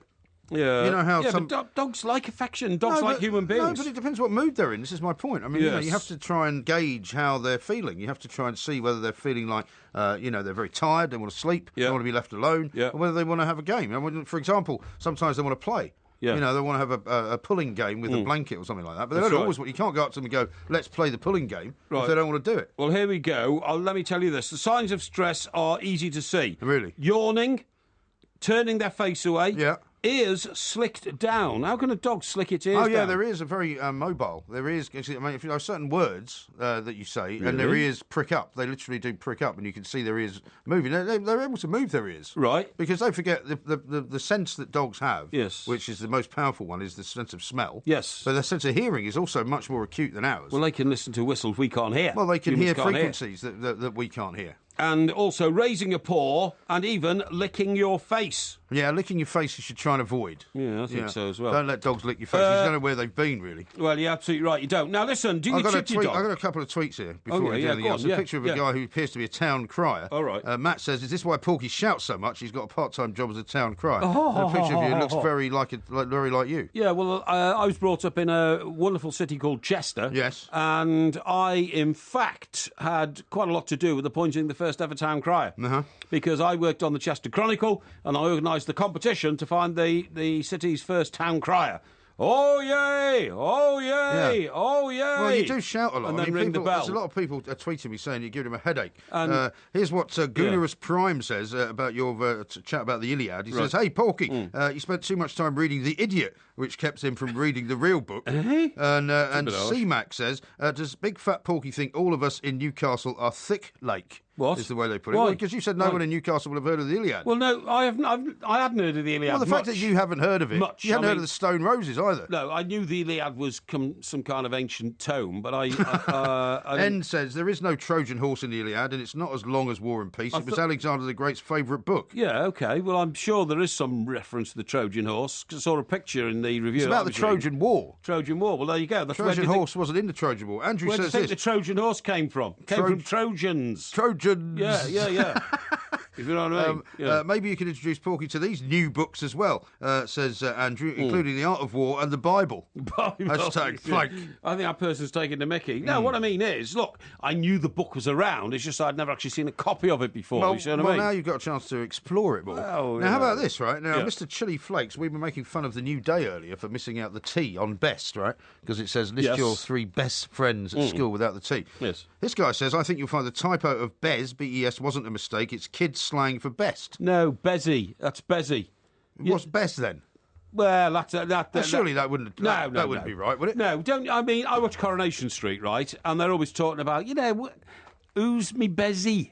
Where's me Bezzy? Is that how you talk? That's not what you sort of thing you say, is it? No, that's the sort of thing people on Merseyside say. Hey, where's me Bezzy? All right. But not Bez. I think it's a typo. Go with me Bezzy. In Coronation Street, it'd be more like Liz would say, I want to. Don't do that voice. It gives me the creeps. I want to go for a glass of wine tonight with me Bezzy. Are you coming? Apparently. You coming or what? Apparently. Apparently. Don't even look at him doing that on Two Bites TV. It's horrible. Them two Macs are coming to Manchester. Apparently. Yeah, all right. We're not now. We're going to Cardiff next. We got lots more coming up though. Tim Vickery's going to be here shortly from Brazil. And Steve McManaman's going to be on in the last hour as well. This is TalkSport.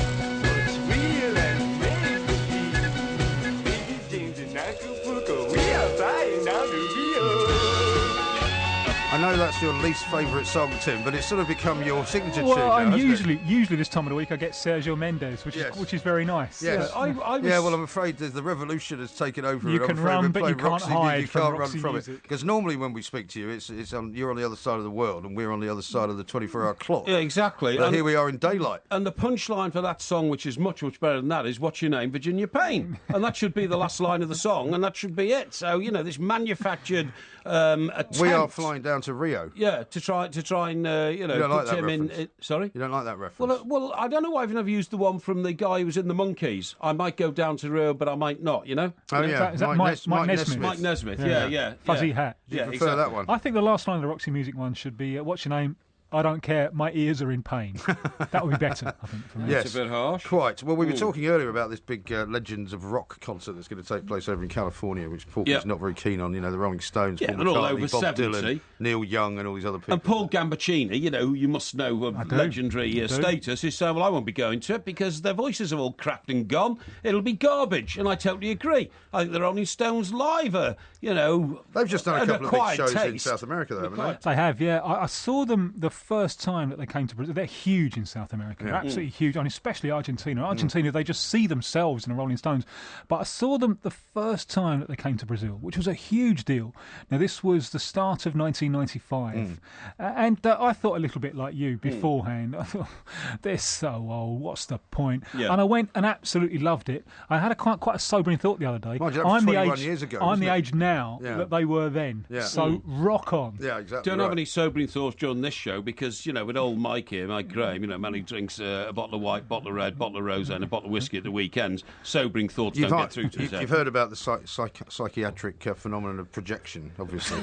That's what he does all the time. Any fault that he points out in me is actually one of his own that he can't bring himself to. Oh, you love each other, really. We do. Now, it's great to see you in London.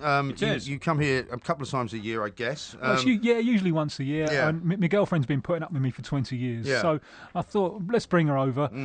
Is this her first time here? No, she loves it. This is her 6th time, I think, but she's never been outside summer before. Right. Well, we're meant to be getting into spring, but it's a little on the cold side. The island is uninhabitable. I don't know how you do it. Do you ever wear a suit in Brazil, by the way? Occasionally. Before? I mean, is there any need? Why would you wear a suit in Brazil? Well, because, take the Ronnie Biggs phenomenon, where Ronnie Biggs was never pictured in anything except a pair of shorts and a T-shirt because he spent his life... Well, he's also a train robber. You don't wear a suit to rob a train, do you? No, you don't wear a suit to rob a train, but because of the temperature and the climate and all that kind of stuff. I mean, when for instance, we've done, World Cups in places like South Africa and all that, nobody wears a suit. It's all cool, man.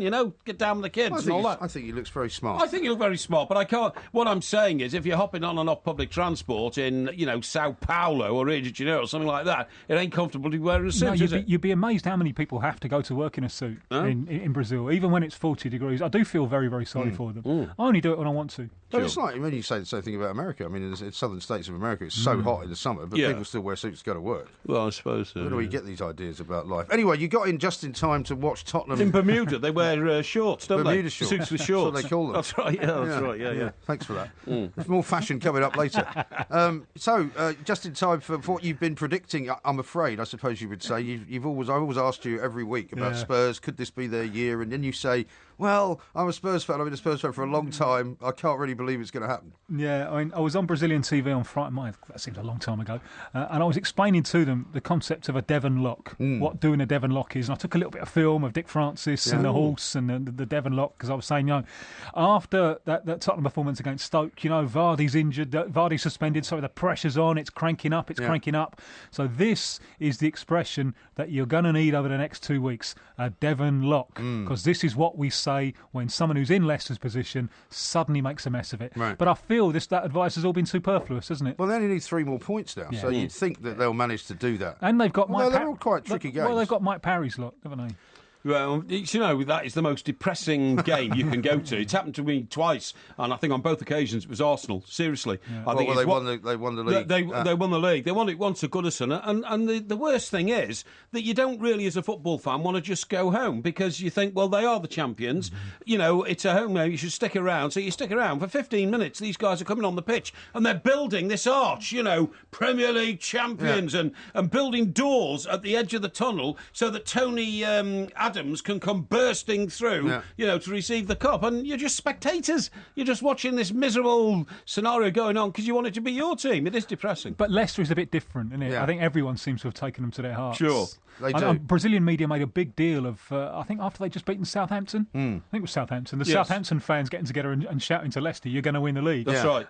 It is remarkable. Another sort of indication of how far Manchester United have slid down, and this is no disrespect to Leicester, but if somebody had told you 3 years ago, in 3 years' time, Manchester United will be conceding a Premier League title victory to Leicester City at Old Trafford, you'd have put that man on Mogadon and put him in an institution, wouldn't you? If someone had told me that my team was going to finish below Leicester in the table this year, I thought, well, it's relegation time, exactly. isn't it? Exactly, what a great story. Although I see that for next year, the bookies have put them at 25 to 1 to win the league and 50 to 1 to be relegated.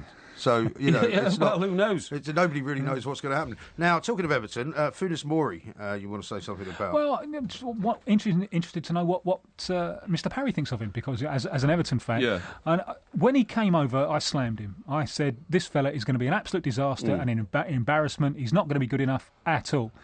It's happened from time to time. He's had some very, very bad games, but he's had some good games as well. And I'm delighted to hold my hand up and say he's much better than I expected. He's done much better than I expected. I was wrong. Terrific. He's perked up in the last 3 or 4 months, that's for sure. But the problem is, in the last month or 6 weeks, he's actually got his place in the team because John Stones has had so many problems. John Stones hasn't suddenly become a bad player, but, there is this argument, this issue going on. Does Mr. Martinez now to get the best out of John Stones? And instead of addressing it, has said, well, John, you take a rest, and Funes Mori now gets opportunity, and he's done well. Everybody thinks that he's done well, and you know. He seems to divide, because I've had a lot of Twitter debates with Everton fans. Some of them great, some of them making me think I wish I had a lawyer. Twitter's great, isn't it? He seems to divide opinions. Yeah. Some love him because of the passion that he shows, and others think he's not quite up to it. He's a liability, and he was. You saw a side of him that I'd expected to come out earlier in the Merseyside derby last week when he got worked up. He brought the Buenos Aires derby to Liverpool, because I think that the coach said this after the game. He just couldn't cope with the emotion of the occasion, and causing a player a serious injury, getting sent off, and then kissing the badge and so on as he went off, which is something you do when you score, not when you just let the side down. Yeah, he sort of got it wrong slightly, didn't he? But that was. And he also put Origi out for the rest of the season, which is not very pleasant. And then didn't seem to care, just booted the ball away and didn't seem to care at all. So he let himself down there. I'll be fascinated to see his development, because he confuses me. Because sometimes I think he is genuinely terrible. And you watch him other games, and he's had some really sound games. Yeah, he has, yeah. I wonder... But the problem is, as you know better than me, Tim, that if you've got a defender and he may have a good game or he may not have a good game, they're a liability. You've got to be able to rely on your defenders, haven't you, to be consistent. How much of that, Mike? Because I know a lot of Everton fans will say that the problems there defensively are not down to A, B or C, they're down to the coach. How much of that would you blame the individual players for? Like Stones, for example, and how much would you blame the coach? It's amazing. Robles has been talking this morning, the standing goalkeeper. Well, we say standing, he's Everton's number one goalkeeper now. And he is absolutely, without any confusion, saying Mr. Martinez is a magnificent coach. He's a man who can put this team right. He knows how to do it. Well, that is completely at odds with Leighton Baines speaking publicly and honestly and saying there's no chemistry left in the Everton team and then being rebuked for it. So, I don't know. Mr. Martinez... Well, they're meeting this week, aren't they, the board, to supposedly discover his future? I think they're talking every day. They must be talking every day. They must be talking every day because Everton are not right. Yeah. And but is there not right. a specific board meeting this week, I'm told? I think they have board meetings all the time. The difficulty is, I think at the moment, we're not quite sure who owns Everton now. Mr. Mashiri has the 49% deal, but over this period of summer to the next season, that moves from 49 to plus 50, so he takes the controlling interest. So we're not quite sure when that moment comes when he might say, right, it's my train set now and I've decided. Who knows? You mentioned at the top of the show, and here's one for you, Tim, that Manuel Pellegrini might end up at Everton. Well, there's just a murmur I heard, that's all. I don't know. I wonder what his family situation will be with that, because obviously he doesn't have to uproot for that one, does he? He can stay. Well, a lot of people seem to think he might head to Valencia. He might sort of head for Spain, something like that. I mean, what are you hearing about where he's going? One thing he's clearly going to do, and it will be the final job of his career, I think, is a national team of Chile. Yeah. But that one I don't think will become available until after the next World Cup, which means that he's looking for something to do for the next 2 years. Yeah, interesting. I don't know if I'd want him at Everton, to be honest, and I don't mean that with any disrespect. He could end up winning the Champions League, but he doesn't inspire me at all. I would prefer a man... Didn't you like The Saint with Roger Moore? Yes, he's always reminded me of The Saint with Roger Moore. Well, no, you don't really mind the Saint. I mean, the Saint was debonair. Mr. Pellegrini's just very quiet. What I don't like about Mr. Pellegrini... He's quite a snappy dresser. He's quite a snappy dresser, but he never You don't like waistcoats, is the thing, no, I don't like waistcoats, and I particularly dislike cardigans. Guys who go around wearing cardigans, some great suspicion I have about these people. But what I was really going to say is that Mr. Pellegrini Full of fashion tips. Sorry? Yeah, it's all about fashion on this show. Yeah, and the time, well, I mean, you know as well as I do, when I see Mr. Martinez wearing tan shoes, that gets my goat as well. I do not like tan shoes. Yeah. They, to me, indicate some kind of oddity, or whatever, even in the fashion unlike sense. your Velcro size 5 mother care specials. What on earth are you going on about? What nonsense you We're speak. going to have more from Tim Vickery. We've got some more intelligent conversations to have. Lazy? Mentally, you're very lazy. I get up every day and have to look at you. You never search for a debating point. You just snap out some load of rubbish. More projection. This is Talk Sport. Brain of a sponge.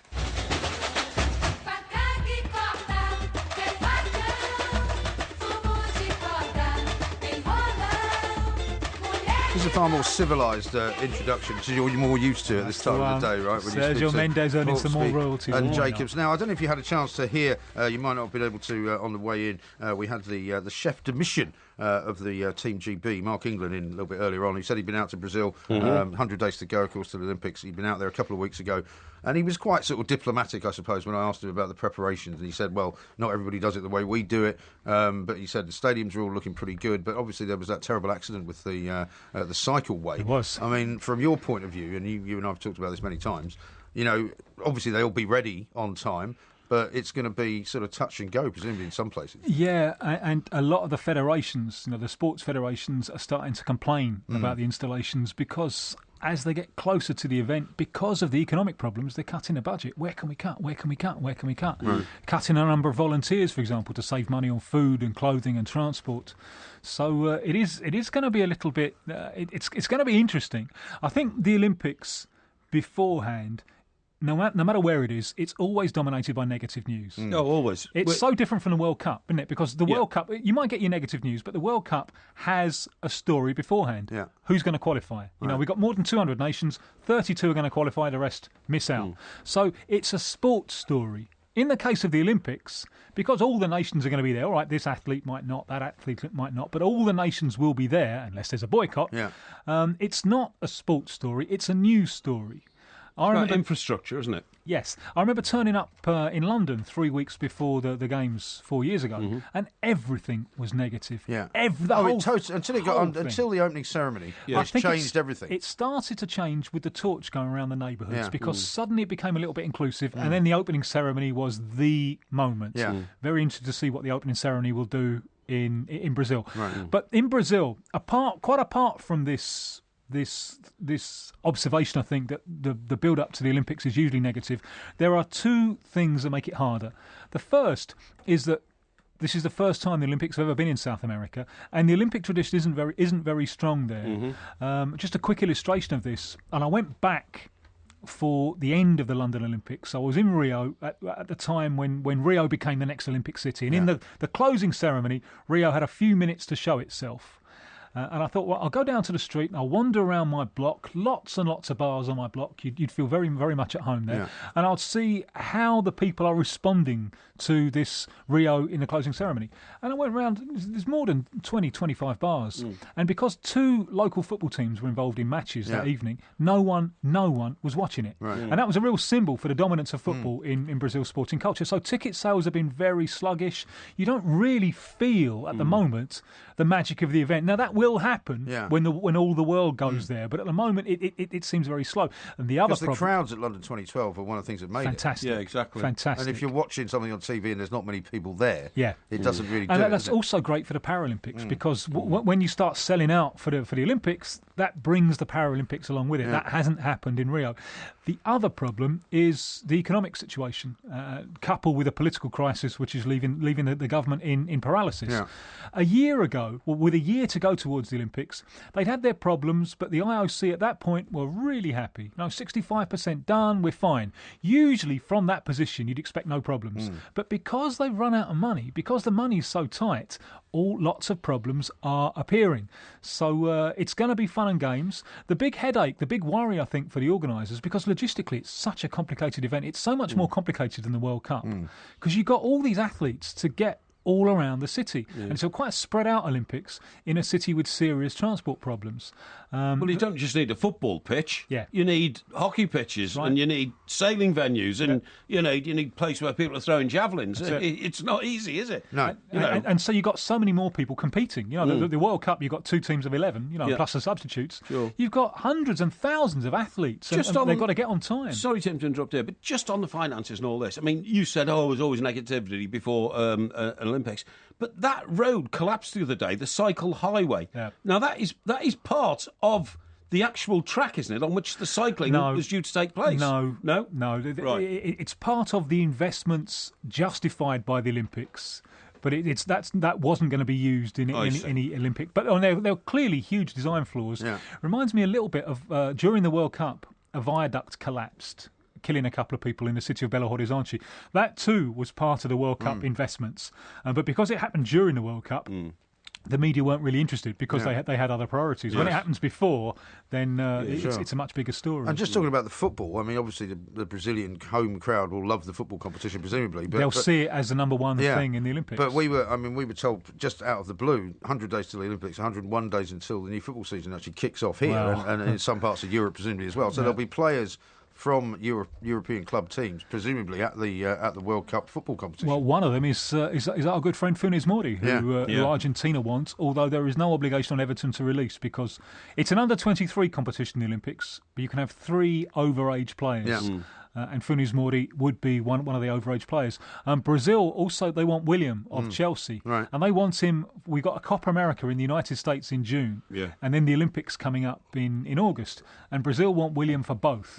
Now, whether Chelsea are going to release him for both, happy, I would have thought there's no obligation to. Why would you do it? Yeah. I mean, and why would Everton release Funes Mori unless they don't want to know him anymore? It's said that one of Chelsea's problems this season has been the fact that their lack of preparation pre-season was a major factor in the players not pulling together. You're hardly going to let your player play all summer, are you? And then bring him back either knackered or needing a month off. Well, that is the problem. I mean, let's talk about the Champions League, because obviously last night Manchester City got what everyone seems to think was a reasonable chance of maybe going through against Real Madrid. Tonight, it's our old friend Diego Simeone and the master of the dark arts. I was saying this earlier, and Porky was saying, well, you know, what I was saying is, Atleti are this team now that are run by this guy, and they've all adopted the same sort of attitude about winning at any cost, which is kind of great to see, but in a way slightly disappointing. He looks like one of the stranglers on the sideline. He does, all dressed in black and so on. Down in the sewers, and he brings his team up from the sewers, and they are ready to fight for everything. And they've got every trick in the book. Well, I think without saying that Leicester use any dark arts at all, I think you can make a comparison between what Atletico Madrid have done over a few seasons and what Leicester have done this season, because you've got a team there which is absolutely committed to an idea of play, and you've also got something which I thought was almost impossible in the modern age. You've got the whole squad blending together when they come from lots of different nationalities. Remember like the Celtic team that were the first, not only the first British team, but the first Northern European team to win the European Cup, as the Champions League then was in 1967. And what a magnificent team they were. All of them came from the local area. All of them. Yeah. So obviously in a situation like that, it's easier to have a kind of bonding exercise and bring them all together. Today, with the players coming from the four corners of the globe, lots of coaches have really struggled with this to try and get them. I remember, if you talk to some of the older English players, they'll tell you that up to a few years ago, when most of the players were British, they go out on the res twice a week. Yeah. Now it doesn't happen. First, because a lot of the foreign players don't drink as much, and secondly, because they don't speak the language. They're not that interested in socialising anyway. It's not really their culture either. Sometimes. So and obviously there are health benefits from not going out on the res twice a week, but it does mean that often it's harder to get them all singing from the same song sheet. Well, Leicester, just like Atletico Madrid, have clearly managed it, and that I think underpins the magnificent achievement of both of these teams. Sure. Now, we got the Copa Libertadores down to 8 teams by the end of this week. It's so cruel, isn't it? These tournaments are so cruel. I always think that there's this about the World Cup, because we've had 32 since the start of February. So you go along forever and ever and ever and ever with 32, and then suddenly in 2 weeks you're down from 16 to 8. It's so cruel, isn't it? But I guess the Champions League's a bit like that as well, isn't it? Yeah, but I think maybe the difference with the Libertadores is it happens in more condensed space, because the Champions League takes place over the whole season. It starts in kind of July, the qualifying rounds, and it goes to the end of May. The Libertadores starts the end of January and goes through, well, we're having a pause for the Copa America this year, but usually ends kind of early June. This year it's going to end in July. So it's so condensed. And I always think that's so cruel, because there are teams that did spectacularly well in the group phase. They might have one bad 90 minutes, pick up one red card, all over, good night Vienna. Yeah, shocking stuff. We're out of time, believe it or not. Can't believe it's gone so quickly, but delightful to see you. Lovely to be here. See you looking so well too, after recent developments. But hopefully we'll speak to you same time next week from somewhere. Tim Vickery, ladies and gentlemen, normally in Rio de Janeiro. Big fan of Roxy music. Loads more coming up from us next.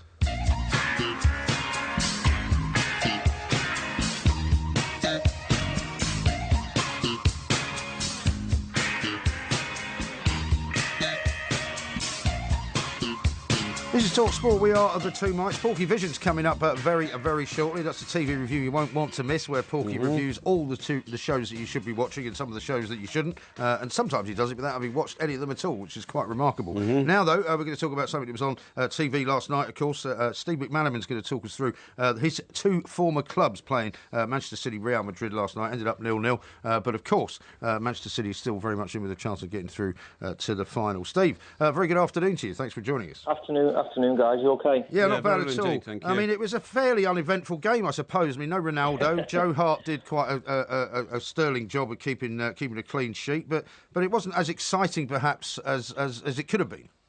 No, well, you're completely correct. I mean, the first half was quite uneventful, really boring, as some would say. And I think once Ronaldo, we knew Ronaldo wasn't playing, and the last Champions League away game that Real Madrid played away at Wolfsburg, if anybody watched that, and I did watch it, they were atrocious, really, and they were absolutely crucified for the performance in Spain. You virtually knew that Zinedine Zidane would say to them, listen, we need to be a little bit more disciplined, we need to be a little bit more secure, and all that matters is getting through to the final. And they were very happy. I know Zinedine Zidane in the press conference said, it's still 50-50, but Real Madrid were very happy leaving the Etihad without conceding a goal. They really were. If you would say to any team that have got a European pedigree, like Real Madrid, that if you win at home in the semi-final of the Champions League, you're through to the final, they'd take that with no problem whatsoever.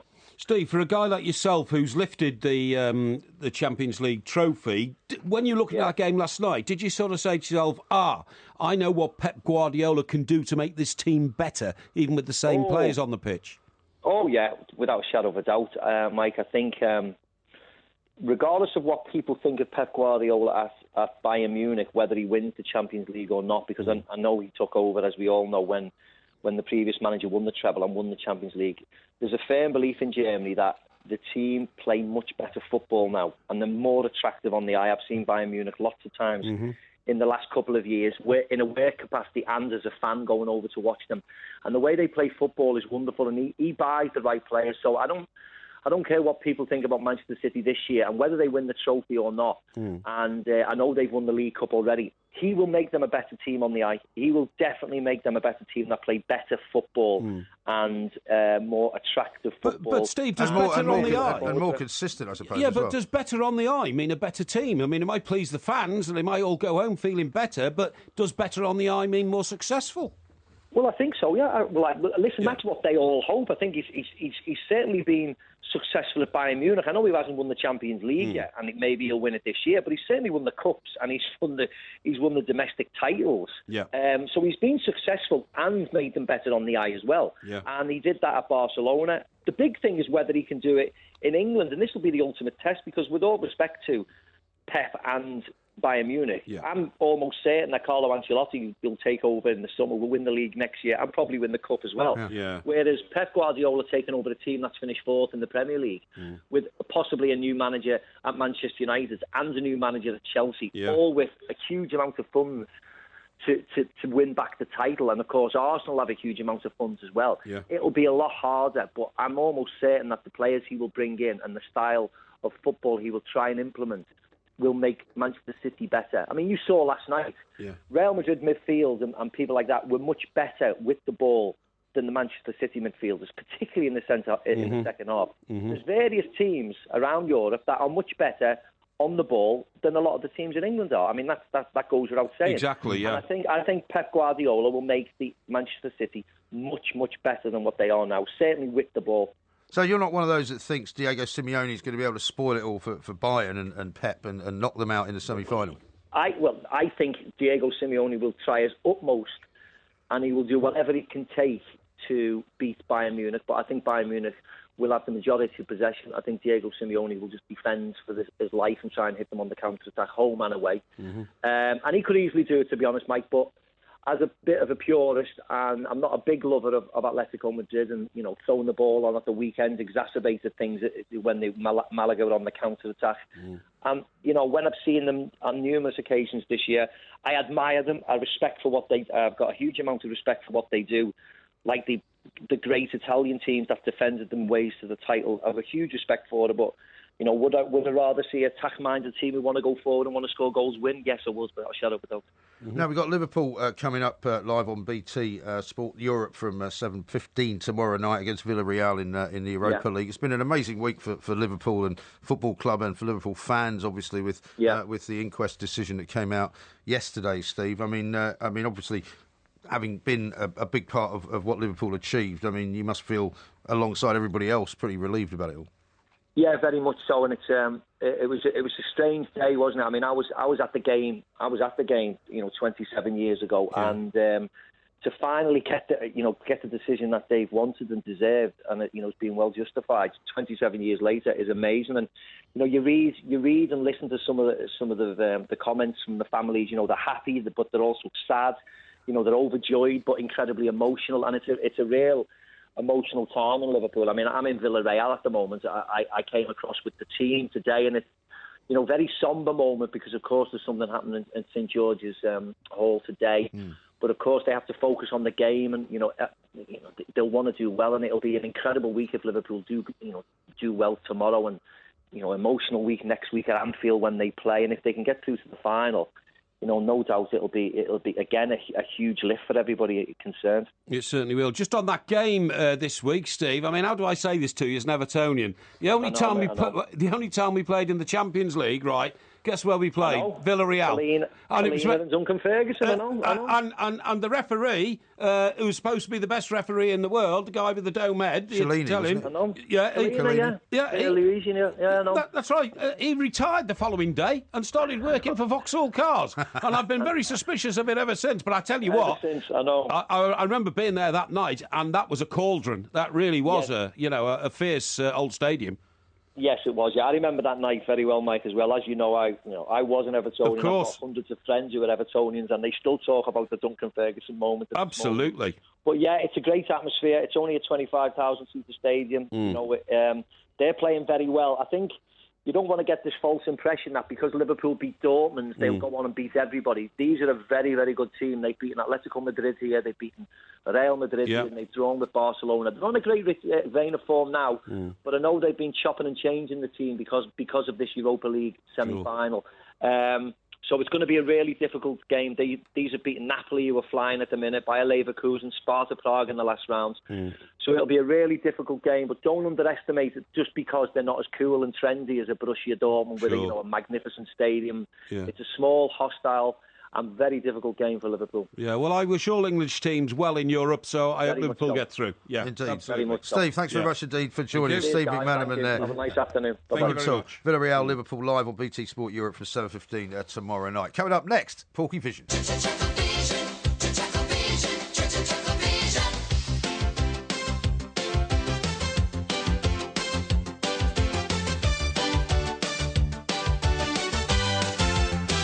Slightly different time than advertised. That can only mean one thing. That music. It is, of course, Porky Vision, one of the most highly anticipated TV reviews now that goes out in the British Isles and across the world, of course.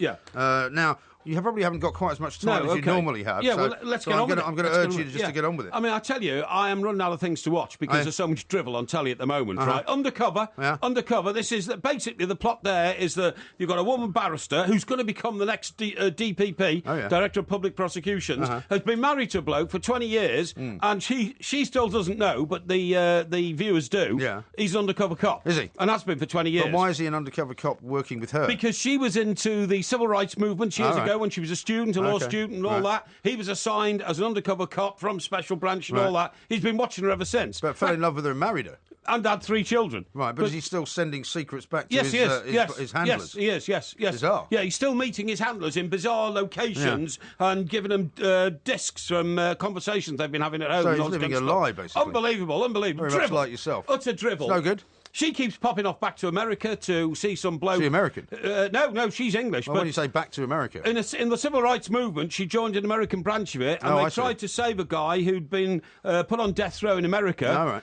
He then got executed, but the execution went wrong. Okay. She then was found having a... So is he still alive then? He's still alive, barely, but she was having an epileptic fit in a field in Alabama. In a field? Yeah, in a field, and she suddenly went back. It was all very strange. I'm not watching this drivel. Now, the other drivel is Marcella. Marcella? I don't know about that one. This is a... What channel is that on? I don't know. You don't know? It's on, I think it's on... BBC One? Yeah, probably on BBC One. Okay. And this is about a woman who's been retired as a cop, then goes back as a cop, just as her millionaire husband leaves her and shacks up with the daughter of the boss of the company she works for. He works for. Now he's lost his job because... the wife got murdered by some brutal murdering maniac who now she's Don't now... give it away. No, she's now on the train sure of it's called Marcella? Yeah, Marcella. I can't find any reference to it. It's definitely called Marcella. I can find a reference to the Marcella nail salon. No, you can forget all that. That's all rubbish. But the programme I saw this week, which I want to bring to our listeners' attention, is fantastic. It's called Cleopatra. And it's about Cleopatra. Well, it would be. Yeah. And the true story of You mean the real Cleopatra? Yeah. The true story of Cleopatra is magnificent. She was brought up, in Egypt when the dynasty was failing and the Romans were taking over. The Egyptian dynasty, the pharaohs and all that. The Sphinx, pyramids. You got it. Remember all that? Yeah. So that's failing. The Romans are taking over Europe and all that. So it's incredible. The Cleopatra was brought up in a family, the royal family, and they had a name. They were called the Ptolemies. Well, I'm sure they did have a name. They're called the Tomalays. So she's Cleopatra Tomale. Yeah, Cleopatra Tomale. That's right. Yeah, like it's the like first. Saxe-Coburg or the Windsor family or something like that. Right. Anyway, the idea is if you want to rise to the top in Egypt, you have to go around murdering everybody else in the family to get there. Right. That's the way it was happened. Is Anthony in it as well? No, I'm telling you now. Just shut up for it. I'll tell you. All right. So what happens is so rude. No. What happens is she starts murdering a few members of her family and all that. You know, she starts thinking about murdering her old fella, but I think her brother murdered him instead. So then her brother takes over. Hey? Who was he?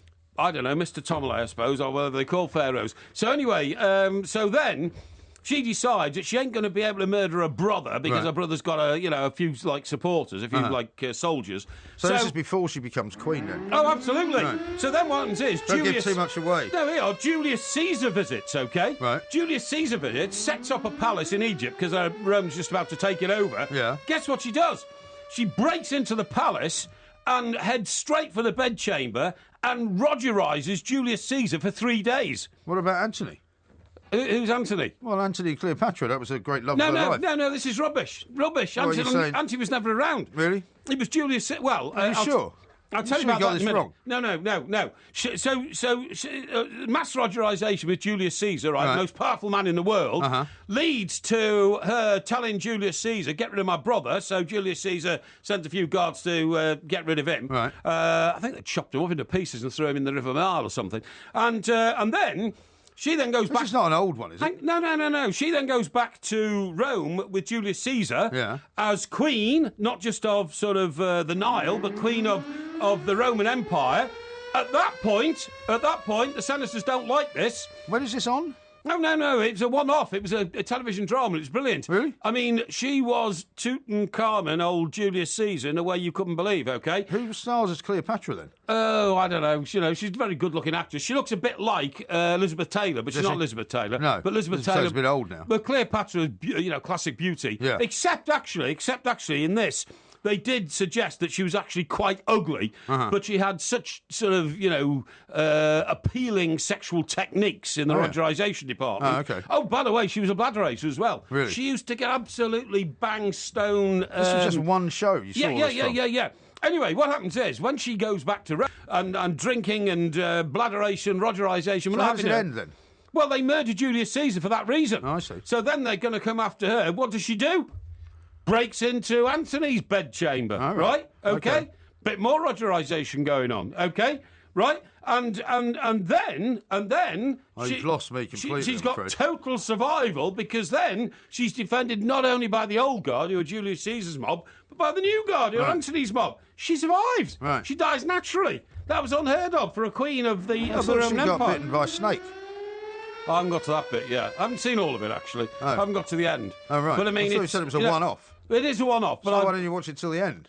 Well, because I didn't have time. I didn't have time to watch it to the end. I've recorded it, and I'll watch the other bit by next week. Oh, great. Okay. Thanks very much. I'll tell you how it ends. Give us the other half. I'll tell you how it ends then. That was Porky Vision. Yeah. We are the Two Mics. Yeah. Don't forget to follow the Two Mics at the Two Mics on Twitter and on YouTube. Just look for Two Mics TV. But he was excellent goalkeeper. Okay. He had his spleen removed by the extra viscosity of the comparable physical makeup of H2O, which is water to the common man. Brain of a sponge.